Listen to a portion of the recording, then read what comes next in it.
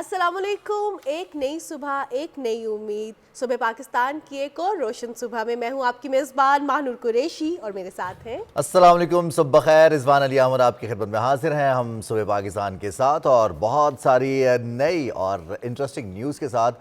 Pakistan Australia series में तीसरा test match जारी है। अब फिर एक ख़बर है जो गर्दिश कर रही है और सब जान चुके हैं कि भारतीय टीम ने कल क्या किया है। सिर्फ 6 खिलाड़ी, आखिरी 6 खिलाड़ी बगैर कोई रन बनाए आउट हो गए। बहरहाल ये सब तो चीज़ें हैं जो ख़बरों से मुतालिक हैं। कुछ हम दीगर ख़बरों के हवाले से भी आज के दिन के हवाले से बात करेंगे, लेकिन प्रोग्राम के आगाज़ में एक बहुत अहम बात जो हम करना चाहते हैं आपके साथ, और कई दफ़ा हम सरफ़ नज़र कर जाते हैं कि झगड़ा करवाने वाले तो बहुत सारे होते हैं, लेकिन जब सुलह करवाने की बारी आती है तो फिर हम कहते हैं कोई ज़िम्मेदार शख्स हो।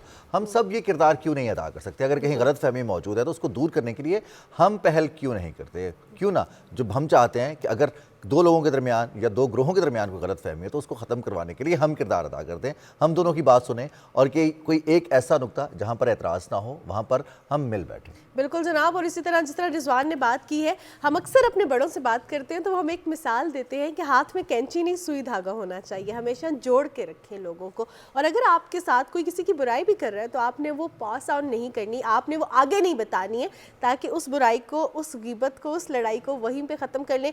लाइफ इज़ टू शॉर्ट कहते हैं ना, जितना एंजॉय कर सकते हैं आप करें, एक दूसरे के साथ हंसी खुशी अपना वक्त स्पेंड करें और इस ज़िंदगी को एंजॉय करें, इस प्यारे से दिन को एंजॉय करें जिसका आगाज़ हो गया है। और आगाज़ जो होता है ना, बड़ा मैटर करता है रिजवान। जिस तरह हम जिस मूड में, जिस तरह हम कल भी बात करते हैं, उठते हैं उसी मूड के साथ हम सारा दिन चल रहे होते हैं। कभी कभी बहुत एनर्जेटिक होते हैं और आज भी शायद बहुत एनर्जेटिक हैं हम। और कभी कभार ऐसा होता है कि कोई एक छोटा सा वाकया हमारे पूरे दिन को ख़राब कर देता है और उसमें रोल ज़्यादा होता है कि हमारा हिस्सा ज़्यादा हो जाता है। हमारा रिएक्शन जो है वो मैटर करता है कि हमने कितना रिएक्ट किया है। कोई भी गलत बात सुन लें, कोई गलत हरकत देख लें, किसी के साथ तल्ख कलामी हो जाए, हम उसी मैटर को वहीं पर ख़त्म नहीं करते बल्कि हम उसको लिंगर ऑन करते हैं और पूरा दिन उसको अपने जहन पर सवार रखते हैं कि इस शख्स ने मेरे साथ ऐसा क्यों किया। और पूरा दिन हमारा बाकी एनर्जीज जहाँ सर्व करनी होती है वहाँ हम सर्व नहीं करते, हमारा सारा ध्यान उसी एक पॉइंट पर रहता है जहाँ से वो मामला शुरू हुआ था। बहरहाल जी, इस वक्त पॉइंट ये है कि पाकिस्तान और ऑस्ट्रेलिया सिडनी टेस्ट में दूसरे दिन के खेल में आमने सामने हैं और पाकिस्तान की इनिंग्स कल ख़त्म हुई। ऑस्ट्रेलिया ने 1 ओवर खेला था कल मैच ख़त्म होने से पहले और इंटरेस्टिंगली कोई भी नाइट वॉचमैन नहीं भेजा गया ऑस्ट्रेलिया की जानिब से, हालांकि उस वक्त 10 ओवर्स का खेल कम अज़ कम बाकी था। अब आज के दिन का खेल जब शुरू हुआ तो ऑस्ट्रेलिया ने बैटिंग की और पहली विकेट की पार्टनरशिप बनाई और पाकिस्तान को उन्होंने थोड़ा सा टफ टाइम भी दिया है। बिल्कुल जनाब। और अभी कम रोशनी की वजह से चाय के वक्फे के जो जारी है और अभी मैच रुका हुआ है, और मैच की क्या सिचुएशन है, पाकिस्तान की परफॉर्मेंस कैसी है, ऑस्ट्रेलिया की परफॉर्मेंस कैसी है, गेमिंग स्ट्रैटेजी क्या होनी चाहिए, इस पर बात करने के लिए हमारे साथ प्रोग्राम में स्पोर्ट्स तज्जियाकार काशिफ मजीद मौजूद हैं और उनसे हम जानेंगे कि क्या सिचुएशन है, पाकिस्तान कैसा खेल रहा है, क्या उसकी gaming strategy up to the mark है या इसको और बेहतर बनाया जा सकता है। सबसे पहले तो खुशामदीद कहते हैं काशिफ आपको प्रोग्राम में। बहुत शुक्रिया। अस्सलाम वालेकुम। वालेकुम सलाम। काशिफ, पाकिस्तान की परफॉर्मेंस को अब तक कैसे देख रहे हैं आप? देखिए, मैं आज भी ये सोचता हुआ आ रहा था कि सवाल का मुनासिब जवाब क्या हो सकता है। उसका मुनासिब जवाब मुझे ये लगता है कि पिछले 1 महीने में सवाए एक दिन के जब हम पर्थ में 89 रन पे दूसरी इनिंग्स में आउट हो गए, not a single session, not a single day जिसमें हम बोर हुए हों। हर वक्त हम मैच में मौजूद रहे और मुझे वो भी दिन याद है कि इसी तरह के सेट पे बैठ के इसी चैनल पे मैं हम ये सब मिल बात कर रहे थे कि इस बॉलिंग अटैक के साथ हम सिर्फ मार खाने जा रहे हैं।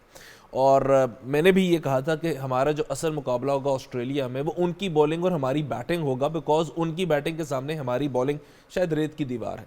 लेकिन थैंक्स टू दिस कैप्टन और जो टीम मैनेजमेंट है और ऑफ कोर्स प्लेयर्स, जो उनका फाइटिंग स्पिरिट इस पूरी सीरीज़ में नज़र आया, आई गेस ये बहुत अरसे बाद, बहुत सालों बाद पाकिस्तान की टीम में नज़र आया। मुझे आज एक छोटा सा वाक़या जिसको मैंने बड़ा इन्जॉय किया और ऑफ कोर्स कमेंटेटर्स ने भी उस पर बात की कि मार्नस लाबुशेन के सामने आमिर जमाल ने बॉल किया, शॉर्ट पिच बॉल, उनसे मिस हुआ, बाउंसर था, मिस हुआ। उसके बाद जो उनकी तरफ से एक अग्रेशन नज़र आया ना, पाकिस्तान की टीम ये मिस कर रही। ऐसे ही मुझे लगता था कि ऑस्ट्रेलिया जाके ना एहसास कमतरी से में मुब्तला है और वैसी ही क्रिकेट खेल रहे हैं। पिछले 2-4 टूर्स का मैं तज़किरा करूँ, but this time around it was quality batting, quality bowling. जितने रिसोर्सेज थे और जितना स्किल सेट था हमारा, मुझे लगता है हमने उससे बढ़ के परफॉर्म किया। और कल जो आमिर जमाल की इनिंग्स है, that is a classic example. कितनी दफ़ा हमने देखा ऑस्ट्रेलिया के खिलाफ नंबर 9 का बैट्समैन आए और वो हर्षा भोगले का बड़ा अच्छा जुमला था कि आमिर जमाल इस फील्डिंग की ना एक स्क्रीनशॉट लेके रख ले اور اپنے پوتوں اور نواسوں کو بتائے کہ جب میں باری کرتا تھا تو آسٹریلیا یہ فیلڈ سیٹ کرتا تھا 4 پلیئر صرف آن سائڈ پر باؤنڈری پر موجود ہیں. تو واقعی وہ کتنی دفعہ ہم نے دیکھا کہ نمبر 9 کا بیٹسمین آسٹریلیا میں باری کر رہا ہو اور آسٹریلیا نے یہ فیلڈ ایک دفعہ ہوا تھا بتایا مرلیدرن بیٹنگ کر رہے تھے. وہ ہم نے 1 آؤٹ ہم نے شوگر لگا لیا. بٹ آسٹریلیا کے خلاف آسٹریلیا میں نمبر 9 کے بیٹسمین پہ یہ فیلڈ, مجھے لگتا ہے چھوٹی چھوٹی سی کامیابیاں ہیں ہماری اس ٹور پہ. اچھا تھوڑا سا ہم بات کریں کہ 116 رنز 2 کھلاڑی آؤٹ, پاکستان کے 313 رنز. سیشن ٹو سیشن اگر چلے, شان مسعود کے فیصلوں کو بڑا اپریشیٹ کیا جا رہا ہے, جو وہ سیشن ٹو سیشن اور پلیئر ٹو پلیئر فیصلے کر رہے ہیں, آن فیلڈ ڈیسیجنز جو ہیں, یہ کتنا امپورٹنٹ ہوگا. اور پھر آسٹریلیا کا ٹور اتنا ٹف ہوتا ہے ہمارے لیے کہ ہمارا کپتان جو ہے وہ یا تو صرف اس کا آخری ٹور ہوتا ہے, اور اگر پہلا ہو تو وہ پہلا اور آخری ہوتا ہے. اچھا رضوان, ایک نا میں پچھلے دنوں بہت زیادہ تنقید ہوئی شان مسعود پہ, پاکستان کرکٹ بورڈ کے اس فیصلے پہ, اور کہا گیا کہ ان کو کپتان اس لیے بنایا ہوا ہے کہ ان کو انگلش آتی ہے. اچھا, یقین جانیے یہ ایک بڑا امپورٹنٹ ایسپیکٹ ہے, اور میں اس کی وضاحت اس انداز سے کر دوں کہ جس کو انگلش آتی ہے نا, وہ کالمز بھی پڑھتا ہوگا گوروں کے, وہ اسٹریٹجیز پہ بھی بات کرتا ہوگا, وہ باقی دنیا کے ساتھ گھلتا ملتا بھی ہوگا, وہ اپنی زبان کے ذریعے سے, کمیونیکیشن کے ذریعے سے ان کے لیول پہ رہتا ہوگا, گفتگو کر کے یا جان کے باتوں کو. جب میں شان کا تذکرہ کرتا ہوں تو بڑی پڑھی لکھی کپتانی سمجھ آتی ہے, بڑی انوویٹو کپتانی سمجھ آتی ہے, اور وہ شاید آج کے دور کا کپتان ہے. میں کل بھی یہ بات کی ایک جگہ پہ کہ اس سارے کیوس میں جو پاکستان کرکٹ بورڈ میں مچا ہوا تھا ورلڈ کپ کے بعد, ہمارے لیے جو سب سے خوبصورت بات ہوئی, وہ جو کہتے ہیں آسمان سے گرا کھجور مٹکا, وہ ہمارا کپتان تھا. کہ تھینک یو ویری مچ کہ سارے کیوس میں اور ساری بالکل بے ترتیبی میں ہمیں اتنا کوالٹی کا کپتان مل گیا, جس نے پہلی سیریز میں یہ ثابت کیا کہ یار ہم آسٹریلیا کی آنکھوں میں آنکھیں ڈال کے بات کر سکتے ہیں. ایسا نہیں ہے کہ ہم ان کو انٹرٹین کرنے گئے, بلکہ ایسا ہے کہ ان کو بھی وہ کہتے ہیں نا پسینہ آئے گا, ان کے بھی ماتھے پہ جو ہے وہ پسینے کے قطرے نمودار ہوئے ہیں مسلسل اس ٹیسٹ سیریز میں. اور یہ شاید پاکستان کی اس ٹور کی کامیابی ہے. مجھے بڑا افسوس ہے کہ میلبرن ٹیسٹ نہیں جی سکے, اس ڈراپ کیچ کو بہت زیادہ بات کی جا رہی, بٹ شاید یہ ہمیں ضرور پتہ ہے کہ وہ کہتے ہیں نا دانتوں تلے پسینہ آنا, تو آسٹریلیا کے لیے بھی آسان نہیں تھا. اچھا, یہ بہت بڑی بات ہے کہ آسٹریلیا کو بھی ٹف ٹائم دے رہے ہیں, اچھا پرفارم کر رہے ہیں, اور شان مسعود پہ اوبیسلی برڈن بھی بہت زیادہ تھا, لوگوں کے ایکسپیکٹیشنز کے ساتھ ساتھ جو کرٹیسزم ہوتا ہے وہ بھی بہت زیادہ تھا. لیکن شائقین شاہین شاہ افریدی کو بھی ذرا مس کر رہے ہیں, تو اس کو آپ کیسے دیکھ رہے ہیں؟ شاہین اگین ہمارے 2 ڈبلیوز نے کل بات کی شاہین پہ, اور مجھے تھوڑا سا ان کا اگریشن سمجھ میں بھی آتا ہے ایز اے کرکٹر. لیکن ہمارے ہاں کرکٹ نا 2 دھڑوں میں ہے. ایک وہ لوگ ہیں کہ جو کرکٹرز ہیں, جو کرکٹ کو سمجھتے ہیں, وہ آج بھی ٹیسٹ کرکٹ کو سب سے بڑا فارمیٹ کہتے ہیں, چاہے وسیم وقار, دونوں ڈبلیوز نے یہ بات کی. لیکن انفارچونیٹلی رضوان, آپ بھی سمجھ سکتے ہیں اور میرے شاید سننے والے مانور آپ بھی, کہ پچھلے 20 سالوں میں کتنے کرکٹنگ ہیروز ہیں جو ٹیسٹ کرکٹ سے پاکستان نے پروڈیوس کیے یا ہم نے ان کو بنایا ہے. ہم پچھلے 20 سالوں میں تذکرہ کریں تو سب سے بڑا جو آخری کرکٹنگ ہیرو ہوگا وہ شاہد آفریدی ہوگا. وہ ٹیسٹ کرکٹر ہی نہیں تھے تب اس کیلیبر کے جس کی ہم بات کرتے ہیں, وہ ہمیشہ اپنے ہیروئکس جو ٹیسٹ کے ہیروز ہیں ان کو ہم ہیروز مانتے نہیں. اسد شفیق نے ابھی ریٹائرمنٹ لی ہے, وہ 72 کے قریب ٹیسٹ میچ ہیں جن میں سے 70 مسلسل ہیں, شاید ابھی ریٹائرمنٹ لی ہے, اور وہ بھی کس فارمیٹ میں, آخری میچ کھیل کے T20 میں, کیونکہ وہ ٹی وی پہ آ رہا تھا. انہوں نے کراچی کو جتوایا T20 کپ, اس کے بعد ریٹائرمنٹ لی. 8-10 بندوں نے بلہ ایسے کر کے ان کو اس ٹنل میں سے گزارا, اور اسد شفیق نے ریٹائرمنٹ کی زندگی گزارنی شروع کر دی, اینڈ نو بڈی کیئرز. اس سے پہلے یونس خان تھے, 10,000 ٹیسٹ رن کرنے کے بعد ہمیں احساس ہوا کہ یار منڈا ٹھیک کھیل لینا ہے. سو دس از ویئر کہ ہم ایز اے نیشن بھی اس فارمیٹ کو تبھی بات کرتے ہیں جب کوئی میچ ہو رہا ہوتا ہے یا ہم ہار رہے ہوتے ہیں, اس کے علاوہ اس فارمیٹ میں ہم بات ہی نہیں کرتے. تو جب ہمارا بچہ اس فارمیٹ کے ہیرو کو مانتا ہی نہیں ہے تو بچہ چاہے گا کیسے کہ میں ٹیسٹ کرکٹر بنوں. تو شاہین شاہ افریدی کی یہ ریزن ہے, ایک ریزن ہے جو اصل مجھے سمجھ آتی ہے. دیکھیے یہ ہے ورلڈ T20 کا سال, T20 ورلڈ کپ ہونا ہے, اور آگے 5 T20 ہیں جس کا جو کہ پہلی سیریز ہے شاہین افریدی کی ایز اے کیپٹن. اور ان وسیم وقار جب یہ بات کرتے ہیں, یہ کوئی بھی 90s کا بندہ یہ بات کرتا ہے کہ دیکھیے ٹیسٹ کرکٹ جو ہے وہ پہلا فارمیٹ ہونا چاہیے, تو مجھے تھوڑا سا اختلاف اس لیے ہے کہ 90s میں اگر سال میں 365 دن ہیں تو جو کسی بھی کرکٹر کے پلینگ ڈیز ہوا کرتے تھے, کھیلنے والے دن, وہ 100 ہوتے ہوں گے. ڈومیسٹک کرکٹ بھی, فرسٹ کلاس کرکٹ جسے ہم کہتے ہیں, ٹیسٹ کرکٹ بھی, ون ڈے بھی ملا لیں تو 100 دن وہ کھیلتا تھا, باقی ریسٹ تھا, باڈی کو ریسٹ چاہیے. اب کے کرکٹر کے پلینگ ڈیز دیکھیں تو صرف میں آپ کو یہ بتا دوں کہ اس سیریز کے 5 یا 4 دن بعد اگلی سیریز نیوزی لینڈ میں سٹارٹ ہے. وہ وہاں سے نکلیں گے, پاکستان لینڈ کریں گے تو اپنے اپنے کیمپس میں چلے جائیں گے فرنچائزز کے, اور پی ایس ایل سٹارٹ ہے. پی ایس ایل کوئی 1 مہینے کی ہوگی, وہاں سے نکلیں گے تو شاید ڈپارٹمنٹ کا ون ڈے سٹارٹ ہے, وہاں سے نکلیں گے تو اگلی سیریز تیار کھڑی, اور پھر T20 ورلڈ کپ ہے. تو آج کا جو پلیئر ہے اس کے پاس ریسٹ کرنے کے مواقع نہیں ہے. اور یہ ہم کہہ تو دیتے ہیں کہ جی پرائیورٹی سلیکٹ کریں. بھائی شاہین آفریدی یہ تیسرا ٹیسٹ کھیلتے ہیں, 5 T20 کھیلتے, باڈی تھک جاتی, لاہور قلندرز ان کو ریسٹ دیتا. اب پرائیورٹی میں تو پاکستان, ان کے بھی کپتان ہیں, ان کے بھی کپتان ہیں, تو پرائیورٹیز میں پاکستان ہو گیا, ہم نے سلیکٹ کر لیا پاکستان.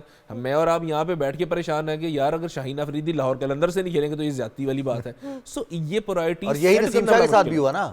نسیم شاہ اگر ٹیسٹ کرکٹ بھی کھیل رہا ہے, ون ڈے بھی کھیلا ہے, T20 بھی کھیلا ہے, پھر اس کے بعد اگر سری لنکن فرنچائز کرکٹ میں ان کو ٹیم نے لیا ہے تو ان کو لگاتار میچز کھلوائے جا رہے ہیں, اور ہر میچ میں 4 اوورز کر رہے ہیں. اس کا رزلٹ یہ کہ ورلڈ کپ میں نسیم شاہ کو باہر بیٹھنا پڑا. بالکل. اور میں تھوڑی سی نا نااہلی بھی ہے, وہ ان کی رپورٹ جو سیکنڈ تھاٹ کے لیے نا UK گئی, تو ہمارے بڑے اچھے ٹیم کے ساتھ بھی موجود رہے تیمور علی خان, وہ ہمارے بڑے اچھے فرسٹ کلاس کرکٹر اسلام آباد سے, ہاکس کرکٹ کلب سے. میری ان سے بات ہوئی ہے, وہ پاکستان ٹیم کے ساتھ 2019 ورلڈ کپ میں ایز اے سائیکالوجسٹ کچھ اس طرح تھے.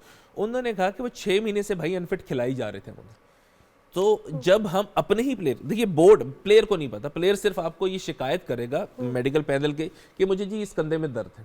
اب یہ میڈیکل پینل نے اسسٹ کرنا ہے, یہ چیک کرنا ہے کہ بھئی آپ کو یہ جو شکایت ہے کندھے میں درد کی, یہ کتنی ہی سخت ہے, یہ اس میں کتنے ہی مسائل ہیں, اور آپ کو کیا کرنا ہے. پلیئر کو آپ کہیں گے کہ جی یہ ایک انجیکشن لگا لیں, یہ گولی کھا لیں, آپ ماشاءاللہ فٹ ہو گے, ٹھیک ہے جی ڈاکٹر نے کہہ دیا فٹ ہے, ہم بھی ایسی عام زندگی ایسی گزارتے. سو جب 6 مہینے انفٹ رہے اور جب بات بڑھ گئی تو پتہ یہ لگا کہ اب وہ کھیل نہیں سکتے اور ورلڈ کپ بھی سر پہ آ کھڑا ہے. سو مجھے لگتا ہے کہ نسیم شاہ تھوڑے سے انفارچونیٹ رہے, تھوڑے سے نااہل ہاتھوں میں شاید ان کو چیک کیا جاتا رہا. اگر جلدی کر لیا جاتا شاید معاملات مختلف ہوتے. اب بھی تو PSL کے لیے دستیاب اسلام آباد سے کھیلیں گے. سو یہ چھوٹی چھوٹی سی باتیں پلیئر کے ساتھ, اور انجریز تو ہوں گی. اب مجھے اب لگتا ہے کہ میں نے جیسے کہا نا 90s میں 100 دن میکسیمم آپ سال میں کھیلتے تھے, اب منیمم 200 دن ہے.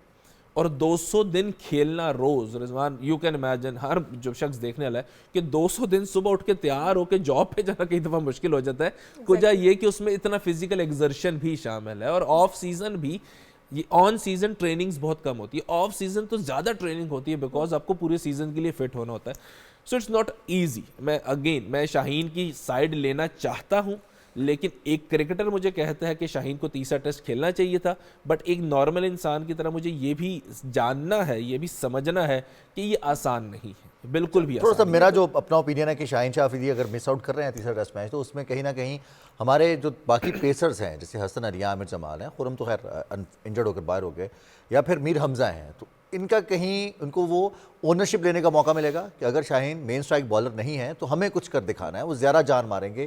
پھر کاشف اس میں ہم دیکھتے ہیں سائم ایوب کو ڈیبیو کروایا گیا, ساجد خان پہلا ٹیسٹ میچ کھیلے ہیں آسٹریلیا کے اندر, تو ان دونوں کی انکلوژن یہ ایک فیصلہ ہے. اور پھر پاکستان ٹیسٹ کرکٹ کا جو ایک مزاج ہے اس کے بالکل ہی اپوزٹ متضاد کرکٹ کل ہم نے کھیلی. ہم نے تقریباً 4 رنز فی اوور کی اوسط سے ٹیسٹ کرکٹ میں رنز بنائے ہیں, وہ بھی آسٹریلیا میں. نارملی بنتے ہیں آسٹریلیا میں رنز, لیکن ہم نہیں بناتے تھے. یہ شان مسعود کی کیپٹنسی ہے, یا ہم ماڈرن ڈے کرکٹ کو, ٹیسٹ کرکٹ کو اڈاپٹ کریں, یا پھر ہم اپنا ایگریشن آسٹریلیا کو شو کر رہے ہیں؟ آئی گیس یہ کیپٹنسی ہے, یہ ٹیکٹیکل چینج ہے, بیکاز حفیظ نے کہا تھا کہ ہم اگریسو ہوں گے. بڑی اچھی بات کی کہ we have nothing to loose.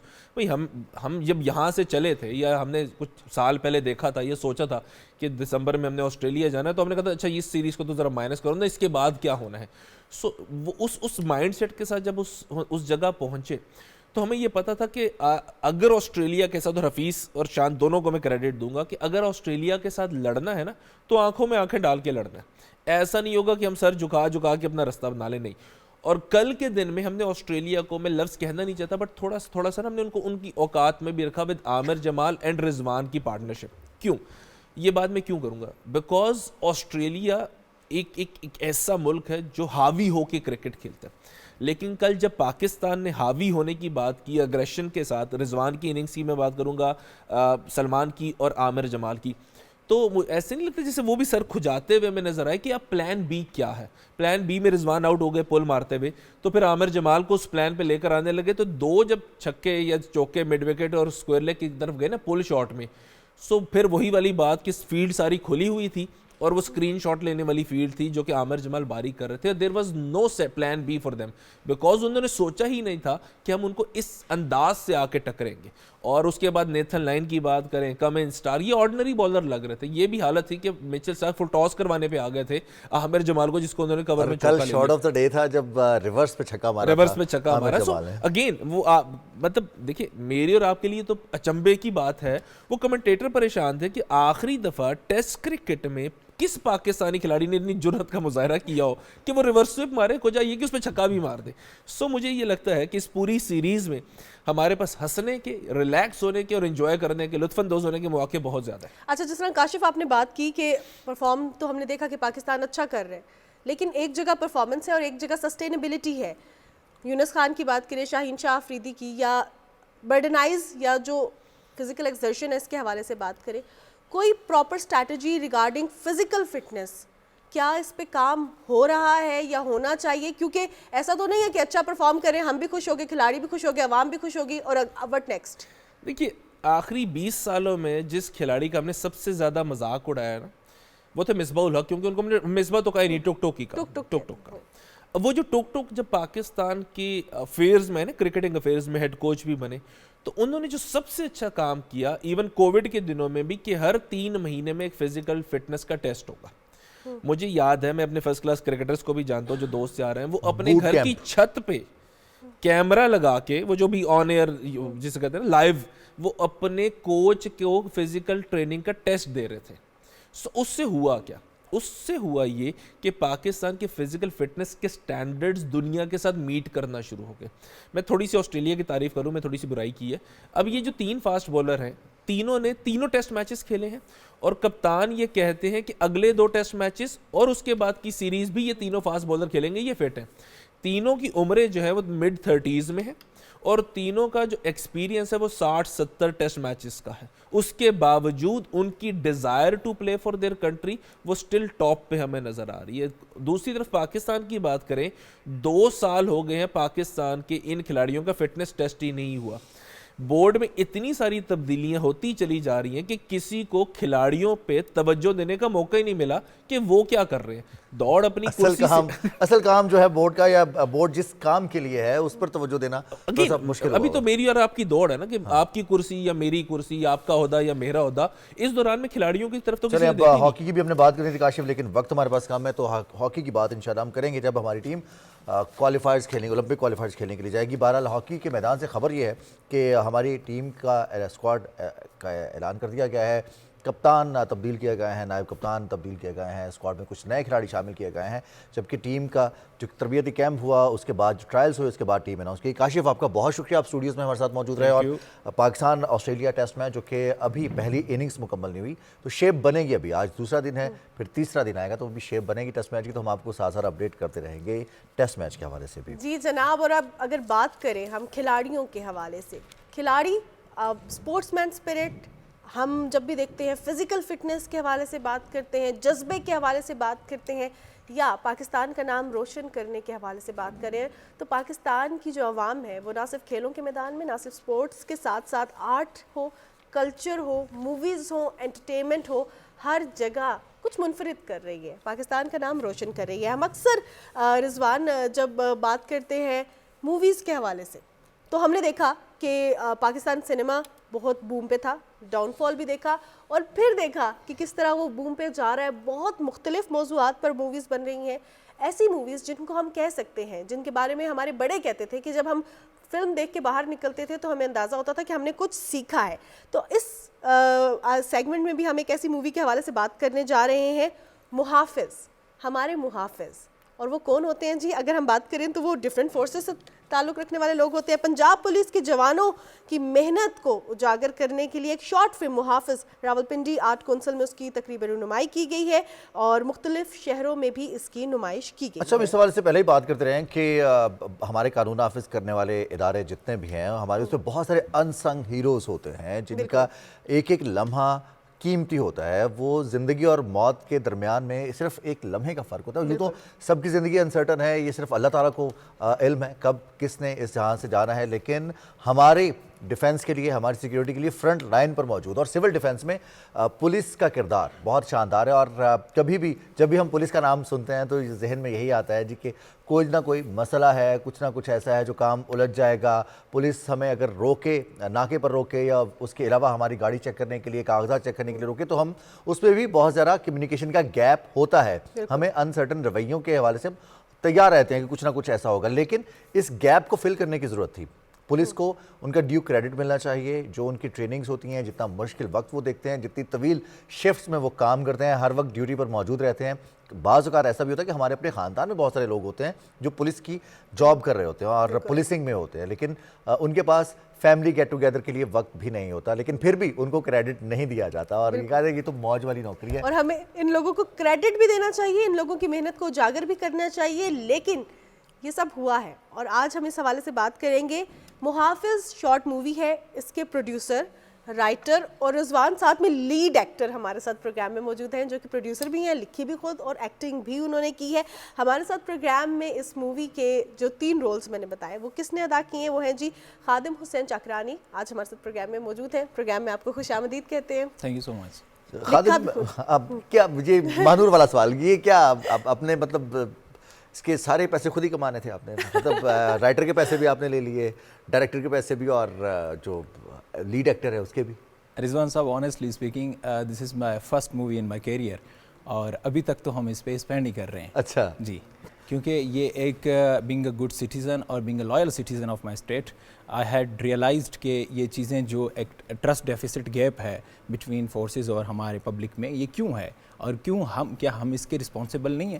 اور میرا جو بیک گراؤنڈ ہے وہ بھی لاء کی فیلڈ سے ہے, میں نے لاء کیا ہوا ہے پنجاب یونیورسٹی سے. یہ چیزیں وہ تھیں جو میں نے انٹرنشپ کی تھی پنجاب پولیس کے ساتھ آئی جی آفس میں, اینڈ ڈفرینٹ برانچز میں, investigation branch, training branch, operation branch, تو اس آئی ٹی برانچ. وہاں سے مجھے یہ ریئلائز ہوا کہ یار, کیونکہ بینگ اے رائٹر, میں نے اپنی ڈگری کے دوران ایک کتاب بھی لکھی تھی, اور اس پہ پنجاب یونیورسٹی نے ایک شارٹ فلم ڈاکومنٹری بھی بنوائی تھی, ڈاکومنٹری فلم. اس کے بعد میں نے اس فلم کا اسکرپٹ لکھنا شروع کیا کہ انشاءاللہ ہم یہ لوگوں کو بتائیں گے کہ پولیس کے ایکچوئل سیکریفائسز کیا ہیں, جو لوور رینک کے ہمارے آفیسرس ہیں, انسپیکٹر, سب انسپیکٹرز, ان کی کتنی لائف مشکل ہوتی ہے. تو کیا وہ ان کی کوئی لائف نہیں ہے, کیا ان کی کوئی چیلنجز نہیں ہیں. تو بیسیکلی اس اگر مووی کا آپ تھیم بینگ اے رائٹر آپ مجھ سے پوچھیں تو وہ یہ ہے, the duties of the police officers and the obligations of the publics to understand the challenges of the police officers. تو اس کانسیپٹ کو مد نظر رکھتے ہوئے ہم نے یہ فلم کا اسکرپٹ لکھا. اور پھر اس میں کیونکہ یہ ایک والنٹیرلی سب کام کر رہے تھے میرے ساتھ جتنی بھی ٹیم تھی, اس لیے تھوڑا سا کم بھی پیسہ لگا, لیکن یہ ہے کہ اس کو جب ہم نے بنایا تو الحمدللہ آج اس کی آپ دیکھیں کہ اسکریننگ صرف لاہور الحمرا آرٹس کونسل میں نہیں ہوئی, بلکہ پاکستان کے پورے ڈویژنز میں ہو رہی ہے. فیصل آباد, راول پنڈی, ابھی ملتان میں ہم جا رہے ہیں, اور اسی طرح ہم پی این سی میں بھی آ رہے ہیں, اسلام آباد میں بھی آ رہے ہیں, انشاءاللہ ویری سون وہاں بھی ہوگی. اچھا Khadim Hussain, producer, writer, lead actor, کہیں انسپریشن رنگیلا صاحب سے تو نہیں لے لی تھی کہ خود لکھنے بھی ہے, پروڈیوس بھی کرنی ہے, ڈائریکٹ بھی کرنی ہے, اور رائٹر بھی بن جانا ہے؟ دیکھیں, میرے جو استاد محترم ہیں اور جن کو میں اپنا مینٹور سمجھتا ہوں ان فلم انڈسٹری, وہ تھے امجد اسلام امجد صاحب, اللہ ان کی رحمت فرمائے, اور اس کے ساتھ ساتھ ہیں خلیل الرحمان قمر صاحب. تو میں ان کے لکھنے سے اور ان کا جو انداز ہے, اور دونوں کا انداز بہت اپوزٹ ہے. یا آف کورس اپوزٹ ہے, آپ کو لرن کرنا چاہیے نا. یہ وہ بڑی پرسنالٹیز ہیں کہ ہم ان کا کمپیریزن نہیں کر سکتے, یہ ہم تو لرن نہیں کر سکتے نا ان سے. جہاں سے ہمیں جو چیز اچھی لگتی ہے ہم وہ لرننگ پروسیس میں ہمیں لرن نہیں کرنی چاہیے. ٹھیک ہے. اچھا غالب, ہم دیکھتے ہیں کہ یہ جو کانسیپٹ ہوتا ہے جس میں کوئی میسج ہو, خاص طور پر آپ کے معاشرے کی بہتری ہو, اس میں ریزسٹنس ہوتی ہے, آپ کو سپورٹ نہیں مل رہی ہوتی. یار کمرشل کام کرتے یہ کون دیکھے گا کام, اس طرح کی موویز جو کنسیپچول ہیں ان کو اتنی سپورٹ یا اتنی جلدی وہ وائرل بھی نہیں ہوتی, میسز میں مقبولیت نہیں ملتی. یہ چیلنج نہیں آتا, یہ رکاوٹ نہیں آتی ہے یہ والی؟ یہ بالکل آتی ہے, یہ بہت اچھی بات آپ نے کی ہے, لیکن اٹس اپ ٹو یو کہ آپ جب اس طرح کی موویز بناتے ہیں تو دیکھیں, پولیس کو ہی آپ نے, یا کسی پولیس ہمارا جو انسٹیٹیوشن ہے, میرا تو یہ ایمان ہے کہ پاکستان اگر آج دنیا کے اس जियोग्राफिकल लोकेशन पे आज भी इस पोजीशन पे सर्वाइव कर रहा है, तो this is because of our institutions, organised institutions हैं, हमारे आर्मी है, पुलिस है।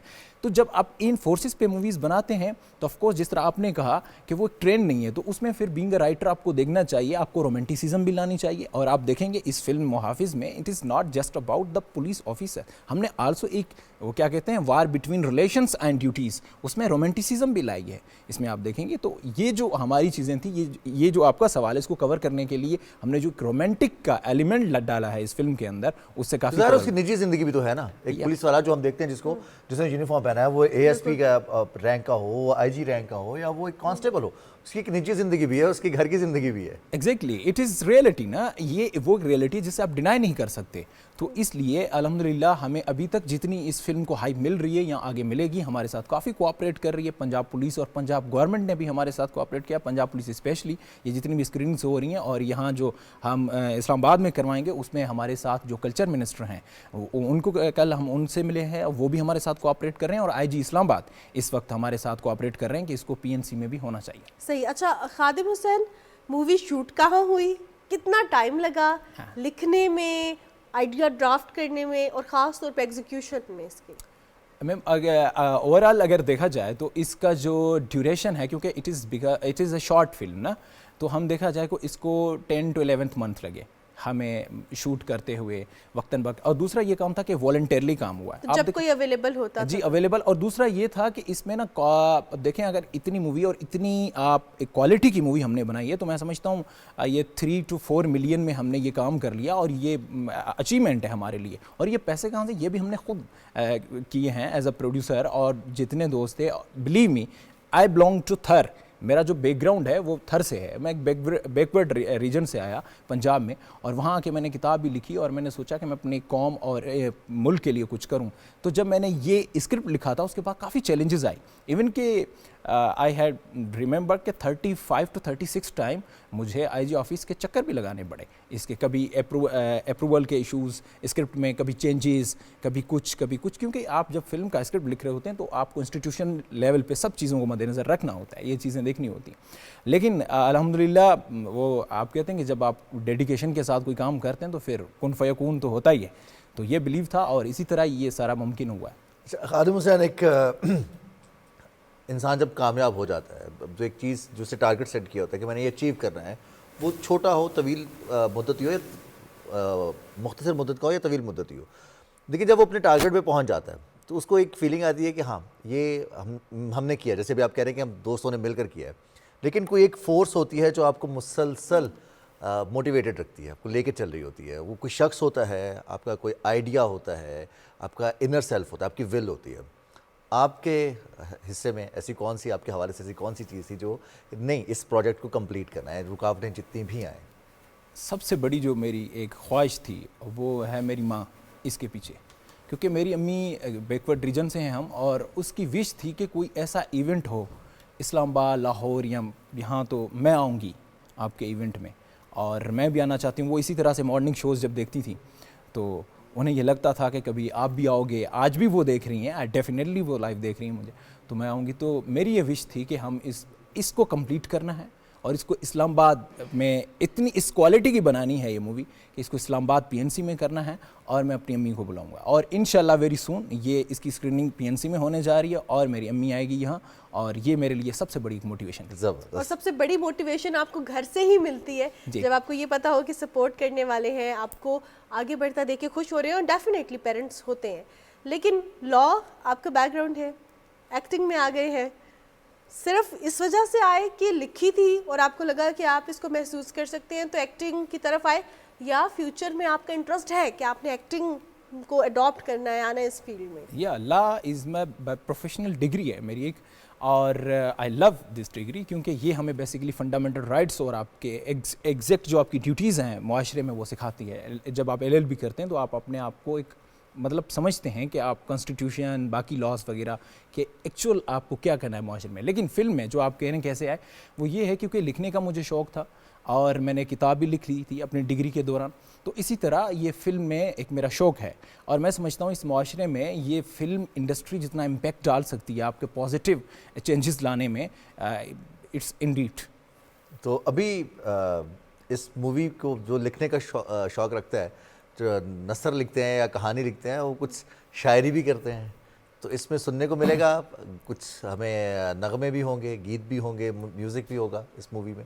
آف کورس اس میں کافی دیکھیں ہماری پوری ٹیم ہے، میں نہیں بھولتا اپنی اس ٹیم کو جنہوں نے ہمارے ساتھ اس میں کام کیا ہے. ہمارے ساتھ جو ہمارے کیمرہ مین ہیں، اس طرح حمزہ خان ہے ہمارے کیمرہ مین، ہمارے ڈی او پی دانش خان ہیں، اس کا جو کو ڈائریکٹر ہے ہمارے حمزہ خان ہیں، اور ثانیہ ہے ہماری لیڈ ایکٹریس ہے. اس میں ساحر حسن صاحب ہیں جنہوں نے اس میں سنگنگ کی ہے، عامر بھائی ہیں جنہوں نے اس کا تھیم میوزک بنایا ہے جو محافظ کا ہے. تو یہ وہ لوگ تھے میری اس شوٹنگ میں کہ مل کے کام کیا ہے. اور اس میں ایک سانگ ہے، اس کا بہت ہی اچھا وائرل ابھی ہو رہا ہے اور اس کو بہت ہی ریچ ملی ہے.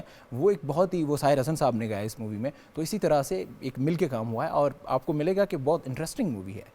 خادم، پولیس افسران کی خدمات پہ تو آپ نے مووی بنائی، اب جو اور فورسز سے ریلیٹڈ ہے، ایئر فورس ہے، آرمی ہے، کیا ان کی بھی کنٹریبیوشنز پہ مووی بنانے کے آپ کا پلان ہے فیوچر میں؟ ایگزیکٹلی کیونکہ میرا یہ شوق ہے کہ میں آئی ایس پی آر میں جانا چاہتا ہوں. اور کیونکہ ہمارا جو بیک گراؤنڈ تھا، میں جہاں تک لاہور میں پہنچا تو مجھے وہ اس طرح سے سورسز ہی نہیں ملتے تھے کہ میں آئی ایس پی آر میں جاؤں، پہنچوں، ان تک پہنچتا ہوں کہ میرے پاس بھی ٹیلنٹ ہے، میں لکھ بھی سکتا ہوں، ایکٹ بھی کر سکتا ہوں، پروڈیوس بھی کر سکتا ہوں. اور پروڈیوس جو میں نے کی اس کی موٹیویشن بھی ایک اگر دوسری موٹیویشن آپ پوچھیں تو یہی تھی کہ I want to work with I S P R, کہ ان کو میں یہ دکھا سکوں کہ میں پروڈیوس بھی کر سکتا ہوں، میں لکھ بھی سکتا ہوں. اور اسی لیے، اور انشاءاللہ آنے والے وقت میں میری خواہش بھی ہے اور میری امید بھی ہے کہ میں آپ جلدی میں مجھے آئی ایس پی آر کے ساتھ ورک کرتے ہوئے، کام کرتے ہوئے دیکھیں گے. اچھا خادم حسین، ہم دیکھتے ہیں کہ بطور وکیل اور پولیس دو مختلف چیزیں ہیں.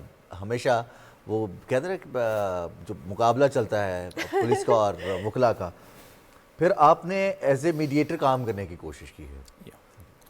کیا فیل کیا آپ نے، کیا گیپ ہے پولیس اور عوام میں جو کہ بہت زیادہ ہچکچاہٹ کا باعث بھی بنتا ہے، غلط فہمی کا باعث بھی بنتا ہے؟ لوگ یہ دعائیں دیتے ہیں کہ اللہ آپ کو تھانے کچہری سے بچا کے رکھے. Rizwan sahab, it's a history behind it. اگر آپ دیکھیں نا، یہ جو کانسیپٹ جس کی آپ بات کر رہے ہیں، کیونکہ جب پولیس کا concept very first in this sub continent میں آیا تو یہ کولونیل مائنڈ سیٹ کے تحت آیا تھا. اگر آپ ہسٹری کو پڑھیں، پولیس کو جب یہ انگریزوں کا دور تھا ہمارے ہاں، as a colonial mindset کے ڈرانے کے لیے، دھمکانے کے لیے، اپنا رعب جمانے کے لیے اس طرح کے انسٹیٹیوشنز بنائے گئے اور ان کو یوز کیا گیا.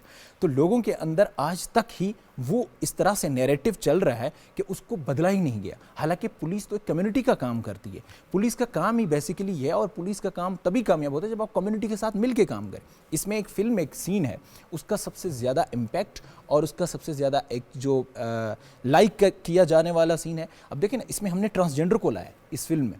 جب ایک بچی اغوا ہوتی ہے تو اس کو جو وومن ایپ سیفٹی، جو وومن سیفٹی ایپ جو ہے جی اس کو یوز کرتے ہوئے وہاں لوکیشن تک جو پہنچانے والے وہ ٹرانسجینڈر ہے. اس فلم میں ہم نے دکھایا. پھر اسی طرح ایک بچہ ہے جس کے شوز کے تسمے کھل جاتے ہیں تو وہ سب انسپیکٹر کو جا کے کہتا ہے کہ انکل پولیس والے، میرے جو ہے کہ شوز کے تسمے کھل گئے ہیں تو مجھے باندھنے نہیں آتے، میرے بابا لہٰذا شہید ہو چکے ہیں، تو میری مما نے مجھے کیا کہا ہے کہ جب آپ کو پریشانی ہو تو انکل پولیس والے کو کہنا.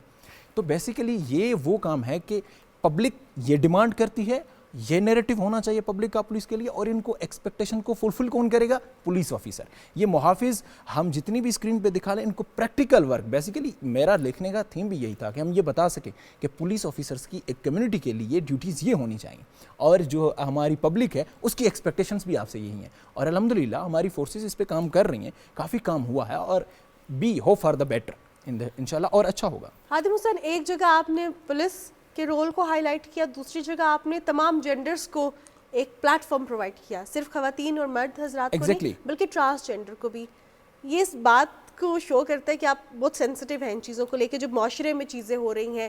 کیونکہ ایک پلیٹ فارم ملا، ایک وقت ملا، اور اس چیز میں نے ہر چیز کو جو میں نے لائف میں آج تک دیکھا ہے، اس کو، جو بھی ظلم و زیادتی دیکھی ہے، جس کو بھی لائف میں پیچھے جاتے دیکھا ہے، اس کو پروموٹ کرنا ہے. کیا آپ کو لگتا ہے کہ ہم جب کسی ایک سیگمنٹ کو ہائی لائٹ کر رہے ہوتے ہیں تو ہمیں معاشرے کے ان سیگمنٹس کو جس کو اگنور کیا جاتا ہے ان کو بھی بیچ میں انکلوڈ کرنا ضروری ہے؟ کیونکہ جس طرح پولیس کے حوالے سے بات کریں تو موویز میں جب بھی ہم ڈیزائن کر رہے ہوتے ہیں تو ہمارا مین فوکس یہ ہوگا کہ پولیس کا کردار ہو، ساتھ جو ہے کوئی اور ہیروئن، یا اس کو ذرا آرٹ مووی کی طرف لے کے جائیں. لیکن کاز بیسڈ بنانا اٹس اے ہیوج تھنگ. اس پر کیا کہیں گے آپ؟ دیکھیں، جب آپ فلم لکھتے ہیں، جب آپ اسکرپٹ لکھ رہے ہوتے ہیں تو آپ کے پاس کافی چوائسیز ہوتی ہیں. آپ جب لکھ رہے ہوتے ہیں ایک فلم تو آپ کے ذہن میں یہ بھی چل رہا ہوتا ہے کہ یہاں آپ نے کریکٹر کون سا لینا ہے, یہاں آپ نے اس کو فٹ کس طرح کرنا ہے, آپ نے ڈاٹ کنیکٹ کس طرح ملانے, کیونکہ اگر فلم میں کنیکشن نہیں رہتا اور فلم میں جو آپ سین دیکھ رہے ہوتے ہیں تو وہ ایک آڈینس کا انٹرسٹ بھی تو آپ نے کرنا ہوتا ہے نا, اٹریکٹ ان کو بھی تو کرنا ہوتا ہے. تو ٹرانسجینڈر کو جب میں نے ریلائز کیا کہ اس کی جگہ بنتی ہے یہاں اور اس کو دکھانا چاہیے, کیونکہ یہ بھی ہمارے معاشرے کا ایک حصہ ہیں اور یہ بھی قانون کے ساتھ مل کر کام کر سکتے ہیں اور ان کے اندر بھی ول ہے کرنے کی, کیونکہ میں نے خود اس سے پہلے جب اسکرپٹ لکھا ایک تو لوور رینک آفیسر سے میں ملا, ان کی چیلنجز ان کو سمجھا, دین میں نے ٹرانسجینڈرز کے ساتھ بھی مل کے ان کی چیلنجز کو بھی سمجھا. تو میں یہ چاہتا تھا کہ یہ رول ان کے لیے فٹ ہے تاکہ ایک معاشرے کو بھی پتہ چلے کہ قانون کے لیے وہ کتنا کر سکتے ہیں. تو لکھنا کب سے شروع کیا, کیا اسکول کالج سے ہی لکھتے تھے یا جب بڑے ہوئے فیلڈ میں آئے تو تب لکھنا شروع جی کیا؟ میں جب یونیورسٹی میں آیا, آنیسٹلی اسپیکنگ جو ہمارا بیک گراؤنڈ تھا تو مجھے سب سے بڑا چیلنج آتی تھی انگلش لکھنے میں. آنیسٹلی میں تھر سے آیا اور ایک بیکورڈ ریجن سے, میں نے کافی انگلش میں کام کیا. پھر میرا فرسٹ جو ہے لیٹر ٹو ایڈیٹوریل ڈان میں بھی پبلش ہوا اور باقی نیوز میں بھی پبلش ہونے لگا, مجھے بہت خوشی. اس کے بعد میں نے کتاب پہ کام کرنا شروع کر دیا کہ میں نے کتاب لکھنی ہے. اب جو میں نے کتاب لکھی ہے اس کے 4 پارٹس میں نے بنائے. ایک پارٹ میں میں نے لکھا سوشل امپیکٹ ہیں ہمارے اور ہم جیسے اسٹوڈنٹس جو آتے ہیں, اس میں نے ایک چیپٹر دیا ہے گاؤں سے لاہور تک جو میری اسٹرگل ہے, کیونکہ میرے بابا کسان ہیں اینڈ میں پراؤڈلی یہ کہتا ہوں کہ میرے بابا کسان ہیں, کیونکہ ان کی وجہ سے شاید میرے اندر محنت کا جذبہ آیا کہ آپ ڈگری کے ساتھ ساتھ کچھ اور بھی کریں. پھر ان میں یہ بتایا اسٹوڈنٹس کو کہ یار جب آپ 5 سال کی ڈگری لے کے جاتے ہیں اٹس ناٹ انف, آپ کے کچھ پریکٹیکل کام بھی ہونے چاہیے ساتھ ساتھ, اور آپ میں پوٹینشیل ہے, یو کین ڈو اگر آپ کے اندر ول ہے. پھر اسی طرح ایک میں نے حصہ رکھا کتاب کا پاکستان کی ہسٹری, ایک جو حصہ ہے اس کا وہ ہے آپ صلی اللہ علیہ وسلم کی اسٹرگل اور اسلاموفوبیا جو آج معاشرے میں چل رہا ہے کہ اس کی کیا وجوہات ہیں. اور لاسٹ حصہ میں نے اس کتاب کا ہے وہ مولانا رومی اور شمس کا رکھا کہ روحانیت کا کس طرح امپیکٹ ہوتا ہے. ٹھیک ہے خادم حسین, چونکہ ہم بھی انسپائرڈ تھے بچپن میں, ہم دیکھتے تھے ایک سیریز آیا کرتی تھی اندھیرا اجالا, اور اس میں مرحوم کبیر خان جس طرح سے جو ان کا کردار تھا ایس پی صاحب کا اور پھر باقی کریکٹرز تھے, انہوں نے جوڑا کمیونیکیشن کو کافی حد تک کلیئر کیا. اب اس مووی کے حوالے سے ہمارے ناظرین کو بتائیے گا, جو ہمارا مقصد ہے آپ کو آج پروگرام میں دعوت دینے کا, کہ لوگ دیکھ کیسے سکتے ہیں, ڈیوریشن کیا ہے اس کا, اسکریننگ ہو رہی ہے آرٹس کونسلز میں, اس کے علاوہ اور کون سے آپشنز ہیں, کہاں دیکھ سکتے ہیں؟ دیکھیں ابھی تو ہمارا جو یہ فیز چل رہا ہے اس میں ہماری اسکریننگس ہو رہی ہیں ڈفرینٹ جو ہے کہ وینیوز پر, جس طرح ہم نے کہا. اس کے بعد ہم اس کو سوشل میڈیا پہ ڈالیں گے انشاءاللہ. گرینڈ ڈینر پروڈکشن ایک جو کہ میں اپنی ہی پروڈکشن ہے ہماری, اس میں کافی ہم ٹیم ورک کر رہے ہیں. اس پہ انشاءاللہ یہ مووی آئے گی اور آپ دیکھیں گے, اور اس پہ پر بھی ان کو موقع ملے گا دیکھنے کا. آلریڈی اس کا جو ٹریلر ہے مووی کا وہ ہم لانچ کر چکے ہیں, پنجاب پولیس کی جو آفیشیل پیجز ہیں اس پر اس کا جو ہے لانچ ہو چکا ہے. بہت شکریہ خادم حسین چاکرانی, آپ اسٹوڈیوز میں ہمارے ساتھ موجود رہے. اور جو آپ نے شروع میں بات کی تھی نا انسپریشن کی, اور اللہ تعالیٰ انہیں غریق رحمت کرے امجد اسلام امجد صاحب کو, جو آپ نے ان سے انسپریشن لی ہے, اور جو ہمارے رائٹرز ہیں, ہمارے شاعر ہیں, ہمارے ادیب ہیں, ان کا جو کردار رہا ہے اور ہمیں اسی کو آگے لے کر چلنا ہے. اور یہ انسپائر کیا ہے خادم حسین چاکرانی نے آج کے, ان کو پاکستان کے جو ادیب ہیں ان سے بہت کچھ سیکھنے کو ملا ہے. بالکل جناب. اور اسی طرح جس طرح ہم بات کر رہے تھے ابھی کہ پولیس کا کردار, فورسز میں جو لوگ کام کر رہے ہیں ان کا کردار بیسکلی بے سہارا لوگوں کو کی مدد کرنا ہے, ان کو ایک شیلٹر پرووائڈ کرنا ہے. اور shelter is not home, some times shelter یہ بھی ہوتا ہے کہ آپ کسی کو مسکرا کے دیکھ لیں, اس کو مشکلات سے نکال لیں. اور اسی طرح رضوان صرف کچھ ادارے نہیں, کچھ لوگ نہیں, بلکہ ایک پراپر سیٹ اپس ہوتے ہیں جو کہ بے سہارا افراد کی مدد کرتے ہیں. اور وہ سیٹ اپس جب بھی کسی معاشرے میں قائم ہوتے ہیں وہ معاشرہ ترقی کرتا ہے. جب ہم اپنے درد کو چھوڑ کے دوسروں کے درد کو محسوس کرتے ہیں, ان کو پرائیورٹی دیتے ہیں اور یہ دیکھتے ہیں کہ ہم ان کے لیے کیا کر سکتے ہیں. تو راولپنڈی کا رخ کرتے ہیں اور وہاں پہ ایک ایسا ہی ادارہ ہے سینٹ جوزف ہاسپائس. اس میں کس طرح بے سہارا افراد کو مدد فراہم کی جا رہی ہے, ان کے لیے کس طرح سہارا بنایا جا رہا ہے. اور جو شیلٹر ہے, فوڈ ہے, جو انسان کی بنیادی ضروریات ہیں جن کے لیے انسان کہا جاتا ہے کہ مارا پھرتا ہے, وہ حضرت اقبال کا شعر بھی ہے نا کہ میں اس کا بندہ بنوں گا جس سے خدا کے بندوں سے پیار ہوگا. تو اس کا عملی نمونہ سروتھینا نے اس حوالے سے ایک رپورٹ تیار کی ہے, آئیے دیکھتے ہیں. وہ کہتے ہیں نا کہ جس کا کوئی نہیں ہوتا اس کا خدا ہوتا ہے, اور خدا کسی نہ کسی کو بے سہاروں کا سہارا بنا دیتا ہے. मैं आज रावलपिंडी के सेंट जोसेफ हॉस्पिस में मौजूद हूँ, जिसका क़याम 1963 में हुआ।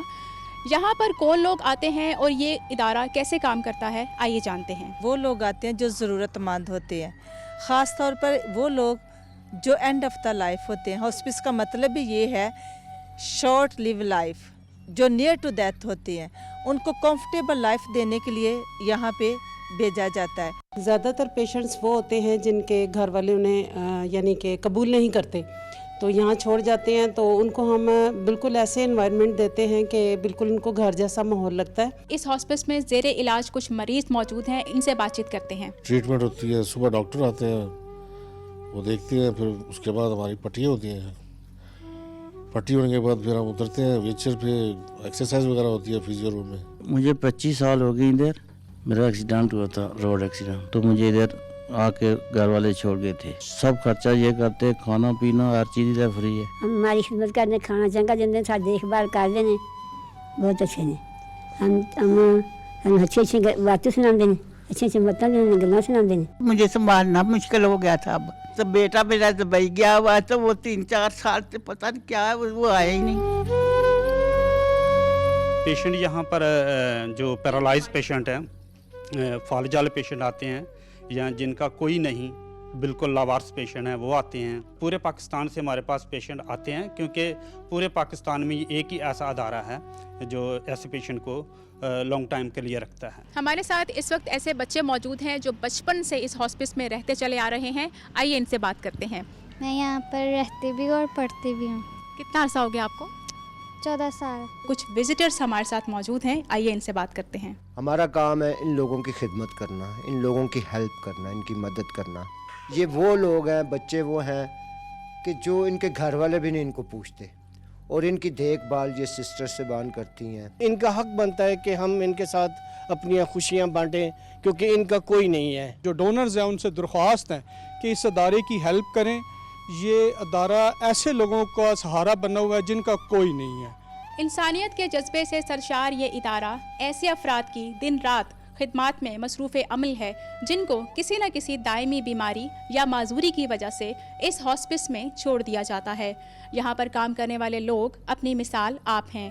हम इन सब को खिराज तहसीन पेश करते हुए कहते हैं, दर्द दिल के वास्ते पैदा किया इंसान को, वरना ताअत के लिए कुछ कम न थे करोबियाँ। दर्द दिल के वास्ते पैदा किया इंसान को। सरवत हिना की रिपोर्ट आप देख रहे थे। और रिजवान, ये कितना ज़रूरी है दूसरों के दर्द को समझना, दूसरों के लिए कुछ करना और अपना कंट्रीब्यूशन देना सोसाइटी में। हम पे जब कोई रिस्पॉन्सिबिलिटी आयद की जाती है तो हमें लगता है कि शायद ये बहुत बड़ा बर्डन है हमारे ऊपर, और हम रियलाइज़ नहीं करते कि ये हमारे पास अल्लाह ताला की तरफ से एक नेमत है कि हमने उसको अच्छे से निभाना है। और ये सबसे बड़ी रिस्पॉन्सिबिलिटी होती है कि हम दूसरों के लिए कोई ऐसा काम करें कि माशरे में बेहतरी आ सके। मुझे अभी भी याद है कि एक दफ़ा मैंने किसी को कह दिया था कि मे आई हेल्प यू, तो मुझे किसी ने मना किया कि ये किसी को नहीं कहना मे आई हेल्प यू। आपकी ज़िम्मेदारी है दूसरों की मदद करना। ये आप उसकी हेल्प करके अपनी रिस्पॉन्सिबिलिटी को जो है वो फुलफिल कर रहे हैं, वो आप फेवर नहीं कर रहे, और ये समझना बहुत ज़रूरी है। बिल्कुल। और बहुत दफ़ा ऐसा होता है कि हम तवक्को करते हैं कि कोई और ये काम कर दे, ये कप है यहाँ से उठा के कहीं और रखना, कोई और करते हैं, हम खुद क्यों नहीं करते? अगर एक सोच आती है किसी काम को सरअंजाम देना है तो वो काम हम खुद स्टार्ट कर सकते हैं। इसी के साथ हम ब्रेक लेंगे, न्यूज़ ब्रेक के बाद वापस आएंगे सुबह पाकिस्तान में।